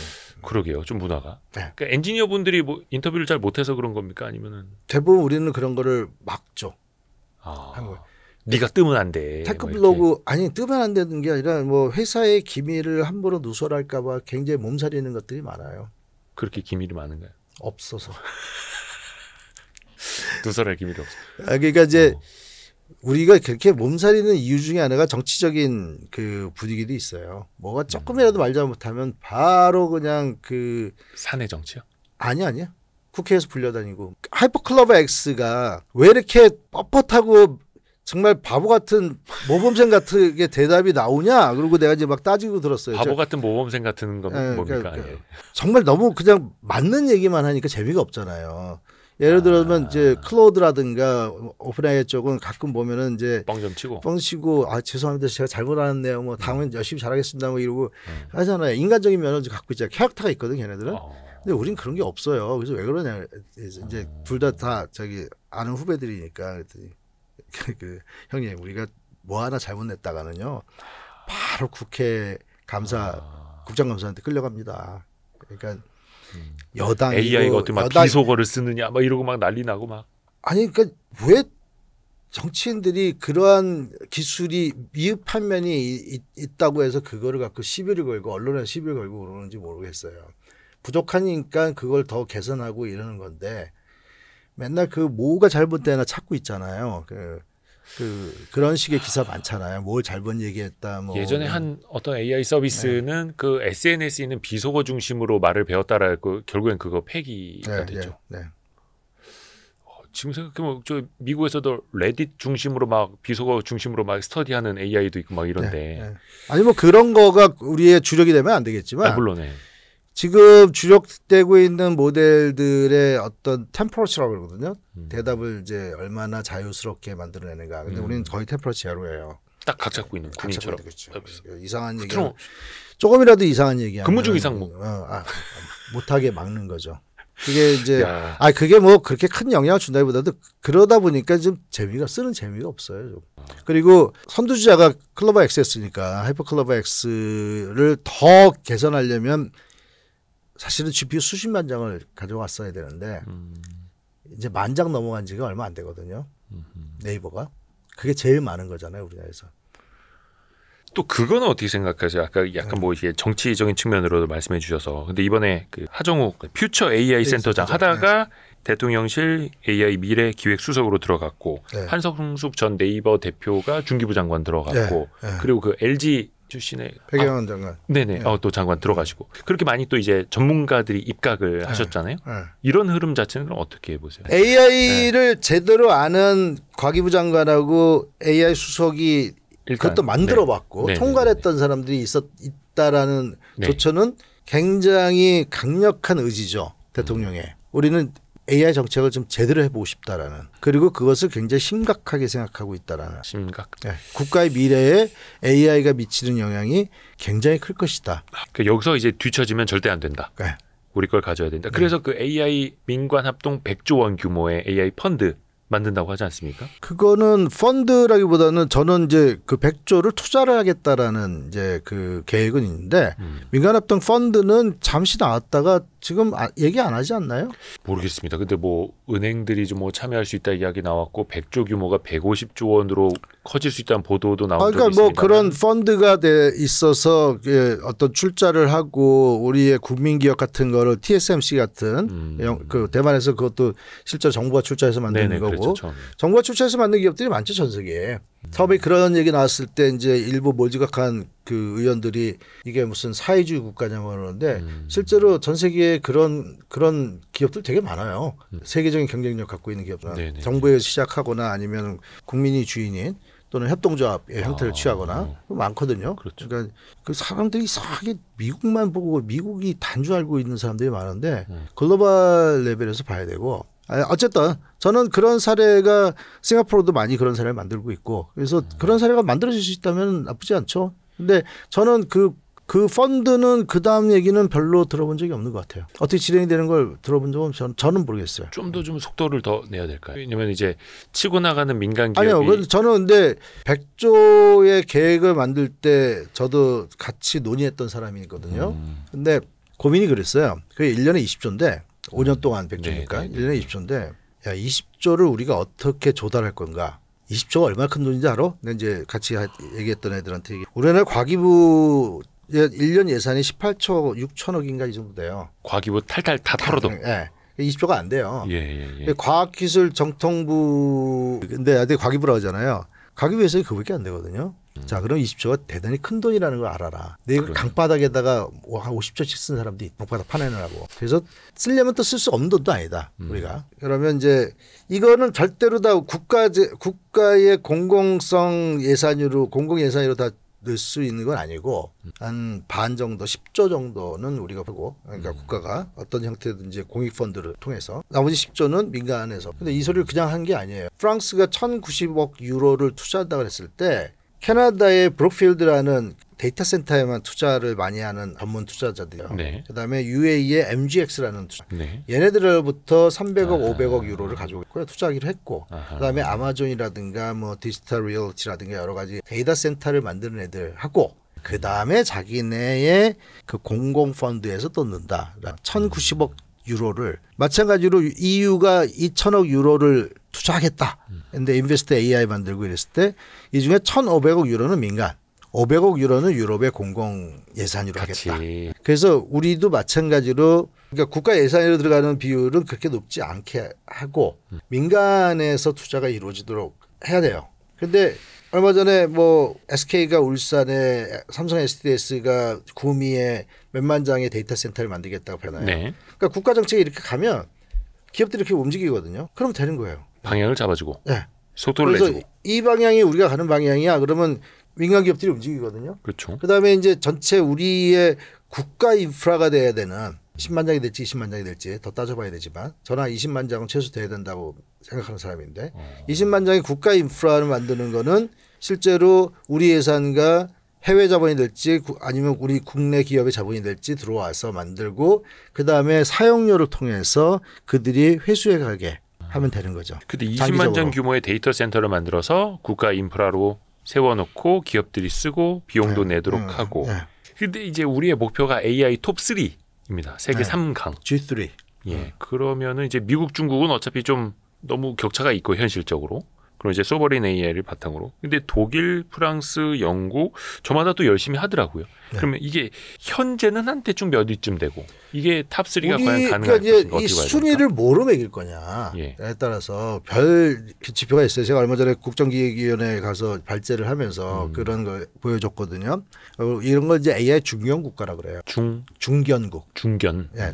미들 파워. 네. 중견 국가라 그러는데 다 비슷비슷해요. 근데 이제 예를 들어서 굉장히 의미 있는 논문을 발표한 거, 뭐 인적 자원, 그다음에 데이터 센터의 규모, 네. 뭐 그 의미 있는 모델을 몇 개나 만들었나, 뭐 이런 식의 이제 쭉 얘기를 갖고서 이제 지표를 만들어 가지고 순위를 정하거든요. 네. 그러면 우리는 항상 5, 6위권에는 들어가요. 근데 이제 우리 G10 국가가 AI 분야에서 5위, 6위, 뭐 7위 한다면 잘하는 거잖아. 나쁘지 않은 건데 상대적으로. 근데 왜 우리나라 AI를 그렇게 가짱게 얕잡아보는 애들이 많은지 모르겠어요. 그래 자기가 뛰어나 보이는 건지. 일부 뭐 이렇게 언론에서 얘기 나오는 친구들 보면 다 제가 아는 놈들이라서 막 얘기해도 돼요. 아니 근데 이게 사실 우리나라가 사실 되게 웃겨요. 왜 우리나라는 틀렸고 눈높이가 좀 높아서 그렇습니다. 아니에요. 너무 화내지 마세요. 아니에요. 제가 보기에는 눈높이가 높은 게 아니라 자기를 안 껴주니까 자꾸 그런 소리 하라. 나도 껴줘 이런 거예요. 그러니까 사실 우리나라가 뭐 축구 인프라 되게 부족한데 항상 월드컵 나가면 16강 당연히 가야 되는 줄 알고 막 이런 거랑 비슷한 거죠. 우리나라 랭킹 20몇이잖아요 지금. 피파 랭킹이요? 네, 피파 랭킹. 뭐 왔다 갔다 합니다. 네, 뭐 하여튼 25위에서 30위 사이잖아요. 우리 AI가 6, 7위예요. 그럼 우리가 축구보다 잘하는 거예요. 네. 굉장히 바보 같은 비유인데 그렇게 따지자고요.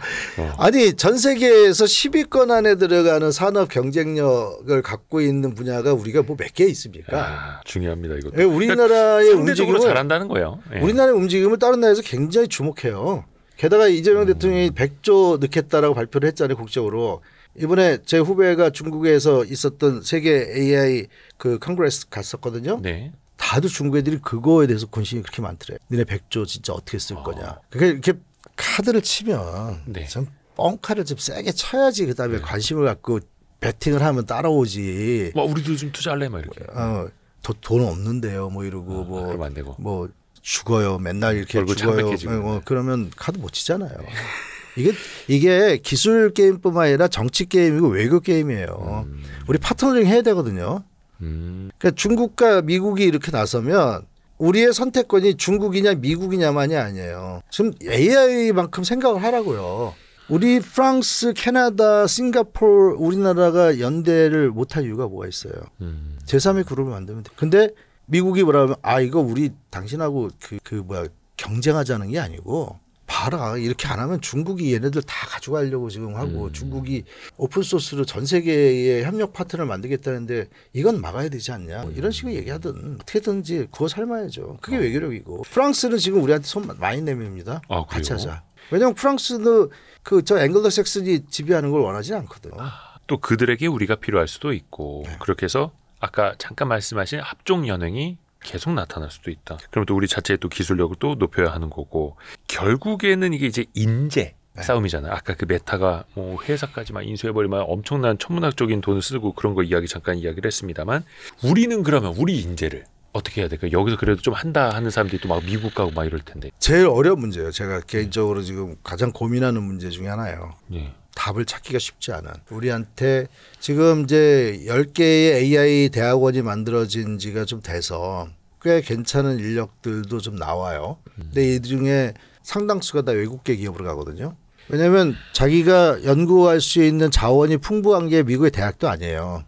미국 대학 교수로 가는 것보다는 미국의 기업에 가는 게 훨씬 낫거든요. GPU 자원을 충분히 쓰게 해주니까 마음껏 쓸 수 있게 되는 상황이 되니까. 근데 우리가 그거를 이제 만들어주면 한국에서도 연구할 수 있겠다라고 생각할 수 있는 거죠. 그러니까 단순히 돈 문제가 아니라. 네. 월급을 많이 준다고 되는 게 아니라 내가 연구할 수 있는 GPU 팜이 있고 이게 있어야 될 거 아니에요. 파운드리가 어쨌든. 그다음에 데이터셋이 내가 미국에서는 만져볼 수 없는 데이터셋이고 이런 게 있어줘야지 흥미를 갖고 올 거 아니에요. 그다음에 혼자 오는 게 아니라 가족이 같이 오니까. 그렇죠. 가족들의 삶까지도 지금. 그래서 제가 지금 이제 많이 검토하고 있는 게 중국의 천인 계획인데 들어보셨죠? 예. 1년에 1000명씩 해외에 뛰어난 인재들을 불러온다. 그래서 제가 듣기로는 지금 10년에서 한 7000명까지 데려왔다 그러는데 근데 이게 중국 중앙정부에서뿐만 아니라 지방정부에서도 다 하거든요. 예. 그러면 걔네들은 한 명을 데리기 위해서 단과대학을 만든다든가 팀 전체를 데려온다든가 막 이랬어요. 튜링상 받은 사람. 튜링상은 이 컴퓨터 사이언스에서는 노벨상이거든요. 예. 튜링 어워드 받은 사람 데려온다든가 뭐 AI 전문가 데려오면 연봉 사이닝 보너스 엄청 주고 막. 근데 얼마 전에 이건 실수였던 것 같은데 과기부에서 뭐 이렇게 공개된 걸 올렸는데 해외에서 들어오는 AI 인재한테는 1억 연봉을 보장합니다라고 이렇게 뭐가 나왔어요. 1억이요. 예, 그래서 내가 차관을 만나는 자리에서 둘이 앉아서 농담한 거죠. 내가 그래서 연봉을 줄여서 데리고 오겠다고 예시할 것 같은데. 물론 이제 어떤 분들에게는 1억은 되게 큰 돈이긴 합니다만 지금 AI 미국에 바닥에서는 주력하는 AI 인력들의 초임이 한 50만 불 정도. 그리고 6, 7억. 네, 그리고 좀 괜찮은 대학에서 박사학위를 했다 그러면은 100만 불부터 시작하거든요. 그러면 애를 데려와서 초봉이요. 네, 애를 데려와서 그러면 애가 아닌데요? 아니 그 자체로 애죠. 20대의 젊은 친구 데리고 와서 연봉을 그거 어떻게 할 거냐는 거예요. 그러니까 돈으로는 아예 안 되고. 20대 젊은 박사한테 100만 불, 200만 불의 연봉을 줄 수 있는 것이 있어야 돼요. 우리가 왜 못 줘? 할 수 있어야 돼요. 당연히 줘야지. 근데 한국은 야, 저 젊은 애가 뭐 그걸 요구하면 뭐 돈 맛을 떼는 돈 이런 거죠. 어린애가 너무 돈 밝힌다고. 네. 하정우 센터장 있을 때 하정우 센터장이 그만큼 못 받았어요. 네. 저 그래서 네이버한테 되게 화냈어요. 이런 사람을 연봉 20억 30억을 줘도 뭐 할 건데 너 딴 데 연봉 1000억 준다 그러면 갈 거냐 그랬더니 가야죠. 그러더라고요. 그건 누구나 똑같은 거 아닙니까? 너한테 1000억 투자한다면 그랬더니 그럼 가야죠. 그러더라고요. 그러니까 우리가 그 정도 인재에 대해서 지금 충분한 보상을 안 해요. 아니 근데 이게 사실상 이게 머니 싸움으로는 아까 그 중견 국가들끼리는 좀 비슷해 보일 수는 있겠으나 사실 이른바 천조국이라고 우스갯소리라면 미국이나 또 이제 중국의 자본력은 규모가 다르잖아요. 네. 돈만으로는 안 될 거고. 네. 그래서 말씀하신 것처럼 데이터, 인프라 아니면 이제 가족에 대한 거 종합적으로 우리는 그럼 이제 제공할 수 있는 노력을 좀 해야겠네요. 제가 지금 이제 요즘에 많이 가서 얘기하고 언론과도 이제 얘기하는 건데 국가 초지능 연구소를 만들자라는 얘기를 합니다. 초지능의 방법은 지금의 LLM과는 굉장히 달라질 수가 있어요. 그리고 초지능에 대해서 다른 방법을 연구하는 학자들이 많이 있는데 아직은 이들의 결과가 그 소위 말하는 2017년에 나왔던 트랜스포머 아키텍처 기반의 지금의 LLM 모델 이런 거를 아주 능가하지는 못해요. 근데 다른 특성을 보이면서 재미난 모습들을 보이거든요. 이런 연구자들을 한국에 굉장히 이제 잘 만들어질 거라고 믿는 한국의 AI 저는 이제 AI 파운더리라고 이러는데 코리아 AI 파운더리 KF 카프라고 이런 거를 상당히 쓸 수 있게 제공해주고 너의 연구를 여기서 해봐라. 한국인일 수도 있고 한국인이 아닐 수도 있고 그런 팀들을 우리가 유치해서 다음 세대의 모델 지금의 오토 리그레시브하고 언어의 토큰 기반의 모델이 아닌 모델들도 지금 많이 제안을 하고 있거든요. 뭐 한쪽으로 보면 뭐 피지컬 AI 같은 모델이 있고 또 하나는 에이전트가 지금 뭐 우리 서너 개 갖고 잘했어요라고 하는데 100만 개가 있으면 에이전트 또는 10억 개의 에이전트가 있을 수 있는 환경은 무엇인가. 그리고 그것도 수험 인텔리전스라고 해서 집단위로 때로 몰려다니면서 뭔가를 해낼 수가 있잖아요. 그러니까 마구마구 해보자는 거죠. 새로운 프론티어들. 지금의 모델과 다르면서 다음 세대의 인간 지능이 될 수 있는. 왜냐하면 우리가 지능에 대해서도 아직 우리가 모르잖아요. 인간 지능이 어떻게 만들어지는 건지 어떻게 측정해야 되는지도 몰라요. IQ는 그중에 하나의 수단일 뿐이고. 근데 어저께도 MIT에서 또 나온 게 있는데 성상악요세포라고 하는 게 뇌에 있는데 거기가 메모리에 굉장히 중요한 역할을 한다는 걸 찾은 거예요. 그러니까 우리가 기억이라는 것이 뉴런들에 의한 뉴럴 네트워크에서만 주로 되는 줄 알았더니 성상악요세포라고 하는 거에서 굉장히 중요한 역할을 한다는 걸 찾았다는 거예요. 그러면 우리의 뇌 구조에서 우리가 찾아내는 것들이 그 뇌과학에 찾아내는 것들이 아직도 많이 남아 있거든요. 우리 아직 물론 기억의 기본적인 것들은 많이 밝혀졌지만 에릭 캔델 교수 같은 사람이 이제 많이 찾아내고 노벨상 받고 그랬지만 실제로 아직도 알아내야 될 게 많아요. 물론 이제 여기에 반론은 있어요. 꼭 디지털 지능인 AI가 생물학적 지능과 유사해야 되는가는 아닐 수도 있어요. 네. 하지만 생물학적 지능에서 보여지는 모습들이 굉장히 중요한 참고 자료가 될 수 있거든요. 네. 그러면 여기에는 언어학자, 철학자 또는 뇌과학자 이런 사람들이 같이 물리학자, 수학자 이런 사람들이 같이 모여서 연구를 해야 되거든요. 세계 지금 그 AI의 아주 리더들이 물리학과 출신들이 많아요. 네. 그래서 좀 다른 시도를 해보는 연구소가 국가연구소가 필요하다라는 게 제 신조고 그건 아마 만들어질 것 같아요. 물론 이제 예산이 많이 필요하긴 할 텐데. 네. 근데 우리나라가 충분히 감당할 수 있는 예산이에요. 우리나라 예산이 670조가 넘는데 이제 700조 가까이 되는데. 과기부 전체 예산은 한 18조 원밖에. 1조 정도 5년 동안 1조 정도 못 써요 그걸. 100조 쓰겠다는 나라가 1%를 우리의 미래 연구를 위해서 쓰자라고 하는데 뭐 반대할 이유 있어요? 그 AI 펀드 100조짜리가 만들어진다면 충분히 그걸로도 가능할 것이다. 이게 또 필요하다라는 거고요. 소버린 AI 국가의 어떤 국가 소버린 AI 말고 이제 국가 초지능 연구소, 슈퍼 인텔리전스 연구소. 그래서 메타가 지금까지 라마 갖고 이제 오픈소스 만들고 열심히 잘하겠어요 하다가 판 가라 그랬잖아요. 그래서 메타 슈퍼 인텔리전스 랩스라는 걸 만들고 거기에 애들을 다 데려와서 오픈소스고 나발ek 이런 거 말고 이제는 차세대 인공지능 만드는 게 몰입하겠다는 거예요. 그래서 슈퍼 인공지능으로 간다. 처음부터 초지능을 기획한다 이게. 아니 그 오픈 AI에서 샘 알트만과 싸우고 나온 일리아 수츠키버가 만든 데가 세이프 슈퍼 인텔리전스 잉크잖아요. SSI잖아요. 걔는 20억 불 받았어요. 투자. 초기 투자. 20억 불이면 얼마예요? 우리나라 돈으로. 3조 넘는 거잖아요. 초기 투자를. 그럼 우리 1조도 안 써요? 회사 간판 이제 막 닫는데 3조. 거기서 뭐 하는지 아무도 몰라요. 수축해버려. 뭐 할 거냐 그랬더니 인간을 사랑하는 초지능을 만들겠다 해서 내가 그랬죠. 나 혼자 하는 얘기지만 우리 사랑 안 해줘도 돼. 그렇죠. 일단 3조. 근데 참 이게 인재가 되게 중요한데 얼마 전에 저희가 방산 콘텐츠 찍을 때도 인재 유출 이야기 나왔고 반도체 분야에서도 항상 나오는 이야기고. 이게 참 어떻게 우리 대한민국 다 유출만 되지? 왜냐하면 저쪽 하기에 좋으니까. 근데 중국은 지금 그 얼마 전에 그 스탠퍼드에서 연구했는데 딥시크 만들었던 애들의 주요 연구자들 270명 정도인가를 분석을 했더니 70%가 그냥 중국 내부 인력이었다는 거죠. 그렇죠. 나머지는 왔다 갔다 하면서 유학도 가고 또 뭐 좋은 빅테크에 있다 오고 이런 애들로 구성이 됐다는 얘기거든요. 70%가 그냥 중국 국내파. 네, 국내파. 근데 이게 나중에 그 시장이 커지면 산업이 커지고 회사가 돈을 많이 벌면 좋은 인재를 정말 수십억 원의 몸값을 주고 데려올 수도 있는 건데 이러면 이제 또 댓글에 항상 그런 거랍니다. 아니 근데 여기서 공부를 했는데 여기에 상황과 환경이 마음에 들지 않아서 나간 애들이 되게 많거든요. 이번에 메타로 간 애 중에 하나도 한국인이 있어요. 저기 있다 오픈 AI 있다가 한 근데 그런 친구들이 복귀할 수 있는 환경을 만들어 주잖아요. 와서.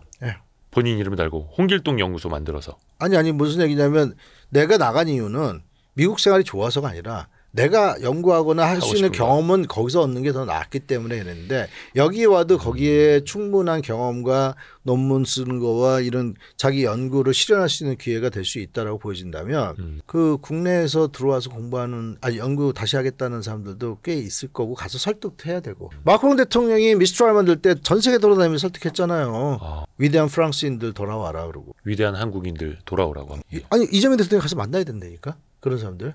우리 당신이 필요하다. 인재를 만나기 위해서.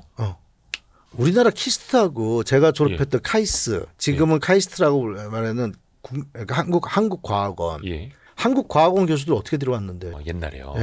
그 양반들 그 당시에 우리나라 대학 교수들의 월급의 3배. 그다음에 그 당시에는 상상하기 어려운 34평 이상의 아파트. 더 원하는 사람은 50평대 아파트를 깔끔하게 지어주고 데려왔어요. 근데 지금 그 이후에 여기는 월급이 안 올라가지고 일반 대학이랑 지금 똑같아졌죠.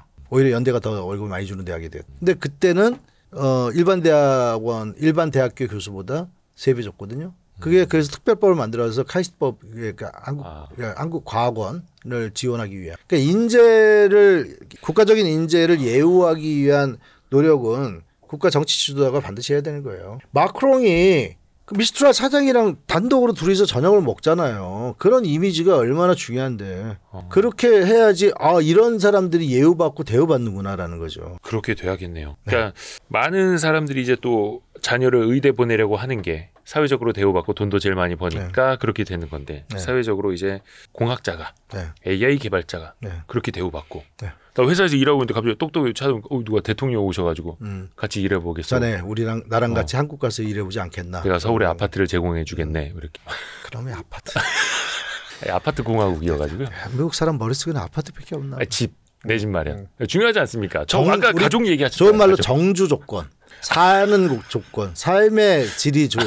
그러니까 죄송합니다. 제가 너무 무식해가지고 부인이나 가족이 잘 지낼 수 있는 어떤 위치, 공간. 그래서 자녀 교육도 마찬가지고 이제 어떤 분들은 그 얘기하더라고요. 어떤 반도체 인재는 싱가포르나 이쪽 가서 일을 하고 있는데 미국 시민권을 보장을 받고 자녀는 또 미국에서 교육을 시켜주는 조건 뭐 이런 게 또 막 있다 하더라고요. 외국은. 그러니까 사람을 뽑기 위해서 무슨 짓을 다 해야죠.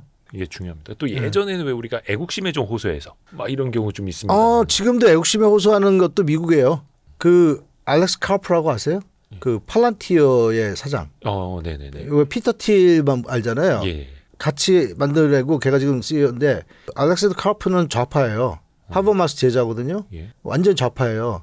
근데 가장 우파인 피터 틸하고 회사를 하잖아요. 팔란티어는 그래요. 근데 이 알렉스 카프가 최근에 쓴 책이 아직 번역이 안 나온 책이 있는데 테크놀로지컬 그 리퍼블릭이라고 그러니까 기술적 공화국인데 이 친구가 뭐라 그러냐면 지금 실리콘밸리 애들 니네들 정말 웃기는 애들 아니냐. 지금 뭐 만드냐. 음식 주문하고 있고 무슨 배달하고 있고 무슨 왜 라스트 마일 한다고 해서 킥보드 같은 거 하고 있고 뭐 이런 이따구 거 하고 있냐. 실리콘밸리는 원래 미국의 가장 전략적인 기술을 만들던 곳이에요. 반도체부터 시작해서 미사일이라든가 뭐 방산 기술 또는 뭐 우주 기술 만들. 국가의 명운과 관련된 거. 근데 니네들이 다 망쳤다. 지금 다 그 쓰잘데기 없는 것들 만들고선 무슨 그게 비즈니스 모델이니 뭐니 이러면서 돈이나 벌고 있는데 이 정신 나간 것들아. 애국심에 기반해서 기술적으로 뛰어난 공화국을 만들기 노력을 우리 다시 하자. 그게 내가 팔란티어를 하는 이유다. 뭐 이런 식으로 하는 책을 썼어요. 어떻게 보면 약간 똘끼가 있죠. 근데 또 근데 걔 또 좌파예요. 좌파라는 놈이 막 그런 얘기 한다는 게 되게 웃겨요. 어쨌든 이 우리가 사는 국가의 그러니까 안정화되고 부를 축적하고 그래서 자기들이 생각한 적성 국가와 대항할 수 있으려면 다시 애국심에 호소해야 된다. 애국심에 호소하는 게 나쁜 게 아니다. 젊은이들이 좀 더 도전적이고 국가를 위한 기술이 뭐가 돼야 되는지 그 음식 배달하는 앱 이런 거 만드시지 말고 걔 입장은 그런 거예요. 알렉스 카프. 그러니까 요즘 뭐 팔란티어 시가총액이 지금 뭐 럭키드 마틴에 뭐 훨씬 더 앞서고 있구만. 근데 이게 그러니까 그런 회사를 하는데 그런 철학이 좀 있어야 돼요. 그게 옳다 그르다를 떠나서 네이버 창업부터 저는 너무 잘하는데 이혜진 의장이 저한테 제일 처음에 비즈니스 플랜을 갖고 왔던 사람이기 때문에 제가 근무할 때 삼성전자 기획실에 있을 때 저한테는 혜진이었죠. 도대체 네이버라는 회사를 왜 만들었는지 네이버를 통해서 우리가 사회에 어떤 의미야 이 나라에 어떤 의미를 주게 할 것인가라는 거를 우리가 동의하나요? 쿠팡은 도대체 왜 만든 건가요? 예를 들어서 토스는 왜 만든 건가요? 이런 질문을 할 수 있을 때 자랑스럽게 말할 수 있는 게 뭐가 있죠? 우리 그러니까 있어야 된다는 거죠. 그렇죠. 뭐 우리의 삶을 실제로 많이 바꾸고 있죠. 긍정적 방향으로. 그리고 그걸 통해서 우리 공동체가 유지되거나 공동체의 삶이 좋아지거나 하는 것들이 있어야 되는데 AI를 하는 이유도 그런 거예요. 그래서 지금 이재명 대통령도 굉장히 관심이 많은 게 이 AI가 우리 개개인의 삶에 과연 어떤 도움을 진짜 주는 거지? 삶의 개선에 어떤 걸 할 수 있는 거지 하는 질문을 갖고 계시다고 알고 있어요. 저한테 하신 건 아니고. 그래서 어쨌든 그 AI는 아까 말한 대로 굉장히 세상을 바꿀 거거든요. 뭐 질문에 저한테 주셨던 질문에 그런 게 하나 있던데 AGI가 되는 세상은 어떤 세상일까요? 네네네. 그러니까 우리 모두가 불필요한 인간이 되는 그러한 세상이 불필요한 존재가 되는 그런 세상이 될 것인지 그 저커버거는 우리 모두가 굉장히 강력한 인간이 되는 세상이 되게 만들고 싶다라고 해요. 그리고 마크 앤더슨이라고 이제 그 앤더슨 호로비츠 그 하는 애 가장 뭐랄까 극우라고 할 수는 없고 가속주의자. 그러니까 세상의 기술에 방해되는 거는 다 치워버리고 기술 발전을 추구해야 된다. 이번에 이제 그 액션 플랜에 나온 것처럼 방해되는 모든 레귤레이션과 법은 다 forget about it 하고 우리가 가자 뭐 이러는 거잖아요. 기술이 우선이다. 기술로 유토피아를 만들 수 있다. 걔네들이 얘기하는 거는 풍요로워지고 희소성이 사라지는 세상이 될 거기 때문에 누구나 풍족한 삶을 살 수 있을 거다. AGI가 만들어낼 세상은. 예. 내가 원하는 건 얼마든지 만들어낼 수 있을 것이다. 약이면 약, 뭐 제품이면 제품, 음식이면 음식. 희소성이라는 것은 더 이상 의미가 없어진다. 근데 우리 가치가 희소성에 의해서 결정되잖아요. 그렇죠. 네? 어떤 물질의 가치가, 상품의 가치가 희소성이 사라진다면 누구나 다 원하는 걸 풍족하게 얻을 수 있다. 이거는 이제 근데 얘네들이 왜 그러냐면 얘네들이 그 80년대 미국의 SF 드라마나 만화를 보고 자란 애들이에요. 네. 스타트랙, 아이언맨 뭐 이런. 그래서 세상이 기술이 세상을 구원할 수 있다. 기술로 우리가 천국을 만들어낼 수 있다. 유토피아를 만들어낼 수 있다는 신념을 굉장히 강하게 갖고 있다. 그래서 일단 먼저 만들자. 만드는 데에 방해가 되는 모든 규제는 다 파야 된다. 그런 애들이 이제 피터 틸, 마크 안데슨, 제프 베이조스 뭐 이런 유도. 그리고 가끔씩 왔다 갔다 하는 애가 일론 머스크. 이랬다 저랬다 뭐 왔다 갔다 이런 애가 이제 되고 샘 앨트만은 조금 달라요. 걔네 입장. 걔는 이제 항상 저게 나한테 돈이 되나 이런 입장으로 생각하니까 그런 입장이라서. 그래서 걔네들 파들이 이 책보다는 제 AGI 시대에 좀 분석을 했어요. 그 전 책. 예, 얘네들이 철학적으로 누구한테 영향을 받았는가. 어떠한 배경을 갖고 있는 애들인가. 일종의 컬트예요. 세 개의 그룹이 있는데 하나는 AI는 우리를 멸망시킬 거야 하는 두모들. 제프리 힌턴, 요시아 벤지오, 한상기 이런 두모들이 있고요. 그다음에 세상은 이걸로 완전한 패러다이스와 유토피아가 될 것이다라고 하는 거. 그리고 중요한 문제가 더 우선이어야지 무슨 기후위기 이런 건 아무것도 아니다. 화성에 우리가 사람이 가서 인류가 태양계에 펼쳐지고 은하 제국을 만들어내고 이러는 것이 중요하다고 생각하는 가속주의자들. 근데 은하 제국 만들면 뭐해. 맨날 아버지 배신당하고 네. I'm your father 소리 듣고 아버지 찔러 죽이고 뭐 이러는 거잖아요. 네.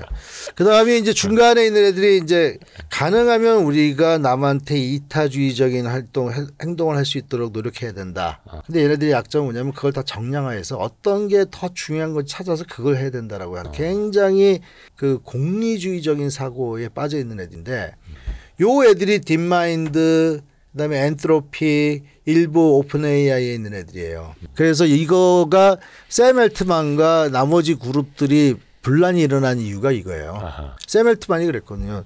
나는 그 이펙티브 알트루이즘이라고 하는 효과적 이타주의자라는 게 정말 웃기는 얘기인 것 같아.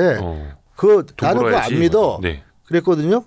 근데 일리아 수스키버나 이런 애들은 그걸 굉장히 강력하게 믿는 애들이거든요. 예. 그러니까 동거가 안 되는 거야. 나가야지. 그리고 딥마인드 인수하고 딥마인드가 AI 그러니까 구글의 브레인이라는 조직까지도 다 총괄해서 하사비스가 총괄하게 됐을 때 구글 애들이 많이 나갔어요. 네네. 왜 나가냐면 저 새끼들 이상한 놈들인데 저것들이 우리 다 차지하면 우리가 갖고 있었던 구글의 문화가 아니라 쟤들이 갖고 있는 이상의 컬트적인 문화가 중심이 될 것 같아요. 이런 거를 뉴욕타임즈는 계속 추적하고 찾아서 얘기를 해요. 케빈 루스 기자 같은 경우에는. 근데 우리나라에서는 이런 얘기를 하는 기자들을 내가 본 적이 없어요. AI 산업, 그러니까 확실히 뭔가 철학이 기반이 되어 있다라는 거네요. 개발자들 사이에서는 그 기업의 문화 자체가 그런 거고. 그리고 이제 중국의 개발자들도 마찬가지로. 걔네들은 이제 사회주의적인 거, 그다음에 애국심, 중국을 위대하게. 걔네야말로 다시 위대하게지. 중국은 300년 전까지는 찬란한 세계 최고의 국가였잖아요. 300년 전만 해도. 미국 뭐 얼마 된 나라예요. 260년밖에 안 된 나라인가 그렇죠? 역사. 예. 260년밖에 안 된 나라잖아요. 저런 애가 까부니까 이제 화가 나는 거죠, 중국. 야, 근데 오늘 진짜 너무 흥미진진하게 들었습니다. 그러니까 AI 씬을 단지 LLM 뭐 기술 갖고 들여다보면 안 된다니까요. 이 AI는 국가 전략이 부딪히는 곳이고 인류의 미래를 놓고 싸우는 곳이고 그다음에 그 기술과 우리 인간 사회가 어떻게 제가 지금 개인적으로 제일 많은 고민하는 게 AI와 우리는 어떻게 공존할 것인가예요. 네. 우리 다들 AI는 훌륭한 도구니까 AI 도구를 잘 사용하는 법을 배워야지 훌륭한 인간이 됩니다라고 배우잖아요. 저는 아니라고. AI는 도구가 아니에요. AI는 우리의 동료예요. 조직에서도. 네. 제가 강연할 때 그런 얘기예요. 여러분들 AI가 이게 내가 쓰면서 잘 사용하면 될 것 같죠? AI가 우리의 보스가 됩니다. 여러분들이 올리는 문서의 제안서지 뭐 예산 청구니 뭐 기획이니 하는 것들 다 부장 뭐 이런 사람들이 이제 상무 이런 사람들이 체크하고 네. 이렇게 승인하고 그러잖아요. 이거 승인 다 AI가 할 거예요. 이 사람들이 없어질 겁니다. 부장 상무급. 현업에서 일하는 사람은 해요. 남아요. 예. 근데 내 보스가 다 AI가 될 거예요. 의사결정자들이. 마지막에 한 명의 최종 의사결정자인 CEO나 오너는 있을 거지만 그 사람 입장에서 보면은 AI로 판단하는 게 훨씬 낫거든요. 그러면 내 보스야. 그럼 나는 회사를 다니는데 내가 보고하고 승인을 받고 해야 되는 존재는 다 AI일 거예요. 그런 세상을 어떻게 우리가 살 것인가. 왜? 걔가 나보다 똑똑하니까. 근데 그게 또 몇 년 안 남았고 네. 그걸 또 당연시 해야 하고 그 세상에서 우리는 어떻게 살아갈 것인가를 지금부터 고민해야 한다. 그러니까 AGI가 빨리 안 나오기를 바라던가 AGI가 무슨 큰 사고를 쳐서 그 우리가 이런 거 만들지 말자라고 전 세계가 합의하던가. 얼마 전에 그 랜드 코퍼레이션에서 8가지 시나리오가 나왔어요. 8가지 시나리오가 나왔는데 국가의 흥망성쇠가 여기에 달려있다. 국가들의 AGI에. 근데 그중에 하나의 시나리오가 뭐냐면 그거예요. 생각보다 얘가 굉장히 위험한 존재라는 걸 우리가 깨우쳐서 빨리 없애자. 만들지 말자. 합의. 우리가 핵무기 군축 회담하고 강력하게 통제하자라고 하고 그다음에 배아복제, 인간복제 하지 말자 했잖아요. 기술로는 얼마든지 할 수 있는데 안 하는 거잖아요. 뭐 중국이나 이스라엘 어디선 나와 있을지도 모르지만 그다음에 이제 무기를 만들어도 AI를 써서 AI가 직접 판단해서 사람을 죽이는 건 하지 말자 했거든요. 근데 이제 이스라엘 다 어디선간 하고 있겠죠. 여태까지는 드론도 마지막 최종 공격은 사람이 했는데 예. 드론이 최종 공격 판단을 드론 자체에서 하기 하는 것 같아요 요새. 참 두려운 미래이기는 한데 우리가 또 생각해 볼 게 굉장히 많습니다. 그래서 저기 그 제프리 힌턴 교수한테 CBS 기자가 그럼 우리 제프리 힌턴 교수 이제 손자가 있는데 손자였나 손자였어. 그랜드 차일드한테 뭐를 배우라고 하겠어요. 그랬거든요. 이렇게 되면 배관공, 예? 배관공, 플러머. 배관공은 아직도 AI나 로봇이 쉽게 못한. 그거 하는 게 더 나을 거다라는 거죠. 역설적인 거죠, 되게. 네. 그러면 한승기 대표님은 저요? 손주한테 어떤 걸 혹시? 저는 일단 훗날. 손주가 없고요. 예. 아들들은 있지만 네네. 아직. 훗날. 굿럭 그렇게 했을까? 예? 굿럭. 그냥 행운을 빈다고요? 행운을 빈다. 그럼 그 인터스텔라에 보면 있잖아요. 우리는 늘 문제를 풀 것이다. 네, 늘 그래왔듯이. 걔네들의 문제죠. 제가 그 일반인 강연을 잘 안 하는 편인데 저를 경영자들 강연을 많이 했는데 가끔 일반인 강연하면 이제 부모님들이 그 얘기를 많이 물으세요. 우리 애들한테는 뭘 이제 공부하라고 해야 되나요? 내가 그러죠. 당신들은 당신 부모들이 뭘 공부하라고 해서 그걸 공부하고 그거를 직업으로 삼았습니까? 그러면 아니죠 그래요. 근데 왜 당신들 아이들은 왜 니들이 그거를 가르쳐 줘야 되고 알려줘야 되고 찾아줘야 된다고 생각하냐. 왜 내가 이런 말 하냐면 앞으로 걔네들이 살아갈 세상은 우리가 전혀 상상할 수 없는 수준의 세상이 될 거예요. 근데 거기에 우리가 지금 2025년에 사는 우리 주제에 2045년에 살아가는 애들한테 넌 뭐 하면 좋을 거야 라는 얘기를 어떻게 할 수 있어요. 예를 들면 이 의사라는 직업 자체가 불필요한 직업이 될 텐데 인간이 하는 직업이 아닐 수도 있는데 로봇이 알아서 뇌를 열고 수술하는 시대가 더 안전할 수도 있고 자동차 운전은 더 이상 사람한테 허용 안 할 수도 있는데 법으로 금지. 사람이 그렇게 위험한 짓을 어떻게 하냐고 그럴 텐데 그 세상을 여러분들이 상상할 수 없는데 왜 그 아이들한테 그런 일을 해야 된다라고 그거는 걔네들의 문제예요. 그 2000년대 초반에 나왔을 거예요. 아마 아이로봇이라는 그 윌 스미스 나왔던 영화. 로봇이 뭐 그림을 그리냐 노래를 만드냐 했는데 이제 그걸 다 하고 있고. 그랬잖아요. 걔가 질문이 너는 할 줄 아니? 넌 할 줄 아니? 그랬는데 그 영화는 사실 이름만 아이로봇이지 아시모프의 아이로봇에서 이름만 갖고 왔지 내용은 완전히 다른 얘기예요. 그런가요? 영화만 봐가지고. 거기 그렇죠. 아시모프 소설 중에 그 술래잡기 로봇에 나오는 로봇 3원칙이 있는데 그거 말고 이제 거기 에피소드가 여러 개가 있어요. 그 로봇 아이로봇이라는 책에 로봇과 인간의 관계를 쭉 하는데 거기서 제일 재밌게 봤던 건 그거예요. 어느 이제 혹성에 가서 이제 자원을 채취하는데 인간들과 로봇이 일을 같이 해요. 근데 어느 날 로봇들이 인간들의 말을 안 듣기 시작하는 거예요. 그래서 너희 왜 그러냐 그랬더니 로봇이 야, 난 아무리 생각해도 니네가 나보다 힘도 약하고 머리도 부족, 지능도 떨어지는데 니네가 우리를 만들었다는 것이 난 믿어지지가 않는다. 자존심이 상해. 니네가 우리를 지금 감독하고 지휘하는데 너희 존재는 우리보다 훨씬 못한 존재인데 어떻게 니네가 만들었냐. 그러니까 그럼 너 누가 만들었다고 생각하냐 그랬더니 저기 있는 슈퍼컴퓨터가 날 만들었다고 생각하면 내가 믿겠다라고 로봇이 얘기하는 거야. 근데 재밌는 게 그 인간이 둘이 있었는데 그중 한 명이 자기 보스한테 그래. 제 말이 맞는 거 아닐까요? 그렇게 얘기를 해. 혹은 나중에 그럴 수도 있죠. 하느님이 만드신 거라고 할 수도 있겠죠. 로봇을 창조하셨다 할 수도 그러니까 있겠죠. 그걸 창조한 하느님이 슈퍼컴퓨터라는 거죠. 아니 그러니까 앞으로 우리가 살아갈 세대 저는 이제 그 전에 죽을 것 같아서 다행인데 여러분들 중에서 20년을 더 살 수 있다고 생각하시는 분들한테는 저는 이제 wish you good luck인데 그 20년쯤 뒤에 갔을 때 내 삶에 우리가 살아가는 사회가 얼마나 달라질 것인가는 상상을 넘어설 거라고 생각이고요. AI 로봇 지금 휴머노이드 만드는 거 영상 보면은 저거 한 5년쯤 뒤에는 진짜 놀랍게 변하겠다라는 생각이 들잖아요. 지금 오늘 얘기한 것 중에 많은 얘기가 이제 SF 소설에서 많이 나왔던 얘기들이에요.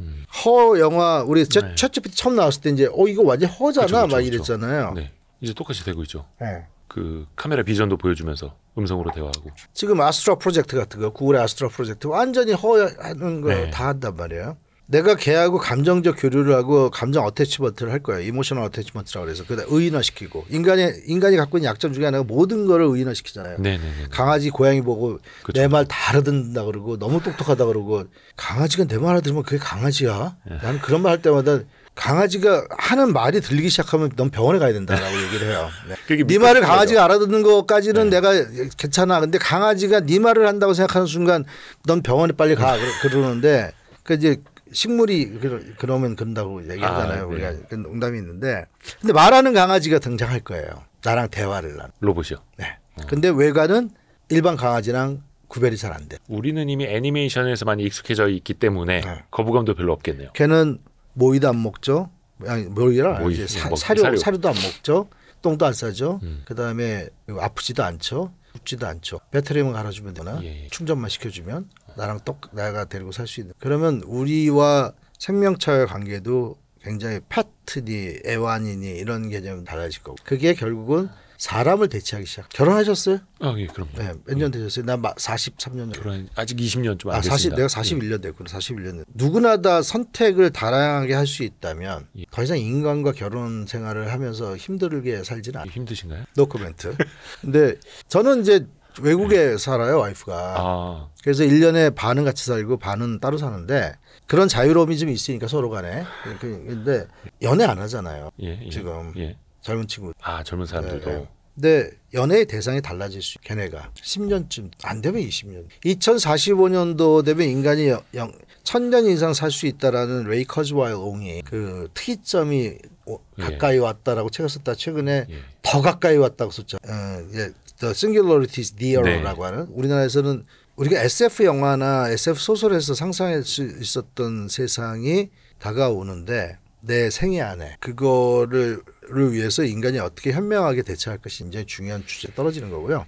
사실은 이 AI 전쟁 2.0은 이제 그 1년 반 동안에 기술이 어떻게 바뀌었고 기업들의 전략이 어떻게 바뀌었고 각 국가의 정책이 어떻게 바뀌었고 그다음에 이제 그래도 아직까지 우리한테는 안전의 문제가 굉장히 중요한 이슈로 남아 있고 그래서 대한민국은 앞으로 어떻게 가야 된다. 이렇게 어떤 정책이 필요할 것이다라는 논의를 한 건데 제 개인적으로 가장 많은 그 애정을 드린 책 중에 하나는 이제 AGI 시대고 AGI 시대에서는 이러한 고도로 발전한 AI의 가장 어려운 문제가 뭐냐면 얼라이먼트라는 문제예요. 우리가 생각한 의도를 얘가 지키게 만들 거예요. 뭐 우리가 뭐 가치관 뭐 이런 얘기를 해요. 우리 사회의 가치관을 배우고 뭐 이런 것들인데 그보다 중요한 거는 내가 원하는 대로 내가 지시한 대로 얘가 일을 하게 어떻게 하면 내 인텐션이 명확하지 않아. 아까 제가 처음에 얘기했던 그 얼라이먼트 문제인데 이 얼라이먼트가 무슨 뭐 나아가면 이제 그룹이 이루는 사회나 어떤 사회 규범이라든가 법률이라든가 윤리라든가 이런데 시작점은 결국은 이제 주인과 내가 주인이고 얘가 로봇인데 제가 가끔 이제 강연에서 하는 말이 주인과 노예의 변증법적 반전이라는 말을 해결했던 게 있어요. 주인이 내가 권력을 갖고 있고 노예를 거느리는데 노예를 통해서 세상의 모든 지식을 얻고 세상의 모든 경험을 간접적으로 얻는다면 주인과 노예의 권력의 전환이 일어난다. 지능. 예. 우리가 아는 세상에 대한 모든 것들을 노예가 알려준 대로만 알면 우리가 AI가 알려주고 AI를 통해서만 세상에 대한 진단과 세상에 대한 그 지식을 얻게 된다면 우리는 우리의 권력을 놓치게 돼요. 잃어버리게 되죠. 그래서 앞에서 그 역사적으로 지능이 높은 존재가 지능이 떨어지는 존재한테 종속된 적은 없다. 오히려 이제 그래서 AGI가 인간을 또 역전하는 시대가 어떻게 보면은 당연할 수도 있지만 우린 그거를 대비해야만 하는. 근데 이제 항상 그러면 이제 우리가 걔네들한테 뭔가 이렇게 지시를 당하거나 걔네들이 권력을 더 가져가는 거를 굉장히 불쾌하게 생각하는데 그거는 개미가 우리를 불쾌하게 생각하는 거랑 비슷한 거예요. 개미가 우리를 불쾌하게 생각한다는 게 무슨 의미가 있어요. 우리한테. 내가 발로 걔한테 장난치고 막 길 이상하게 만들어고 길 잘라내면은 걔네들이 굉장히 불쾌하겠죠. 근데 그게 나한테 문제가 되나요? 이게 몇 년 뒤일지는 모르겠습니다만 이 AI 전쟁 오늘 이제 2.0 이 책을 바탕으로 이야기를 하긴 했는데 3.0이 되고 4.0, 5.0 쭉쭉 나오겠습니다만 그 이후의 미래가 어떻게 될지. 하정우 수석이 이제 대통령실에서 나오는 순간 이제 3.0 써야죠. 임기가 한 2년은 되겠죠. 뭐. 네네. 기대를 2년쯤 뒤에는 또 새로 써야죠. 나중에는 또 하정우 수석님하고 한상기 대표님하고 같이 또 이 자리에 나오셔서 같이 그래, 대담을 더 너무 재밌을 것 같아요. 예. 진짜. 걔는 완전히 그 가속주의자에다가 기술 유토피안이거든요.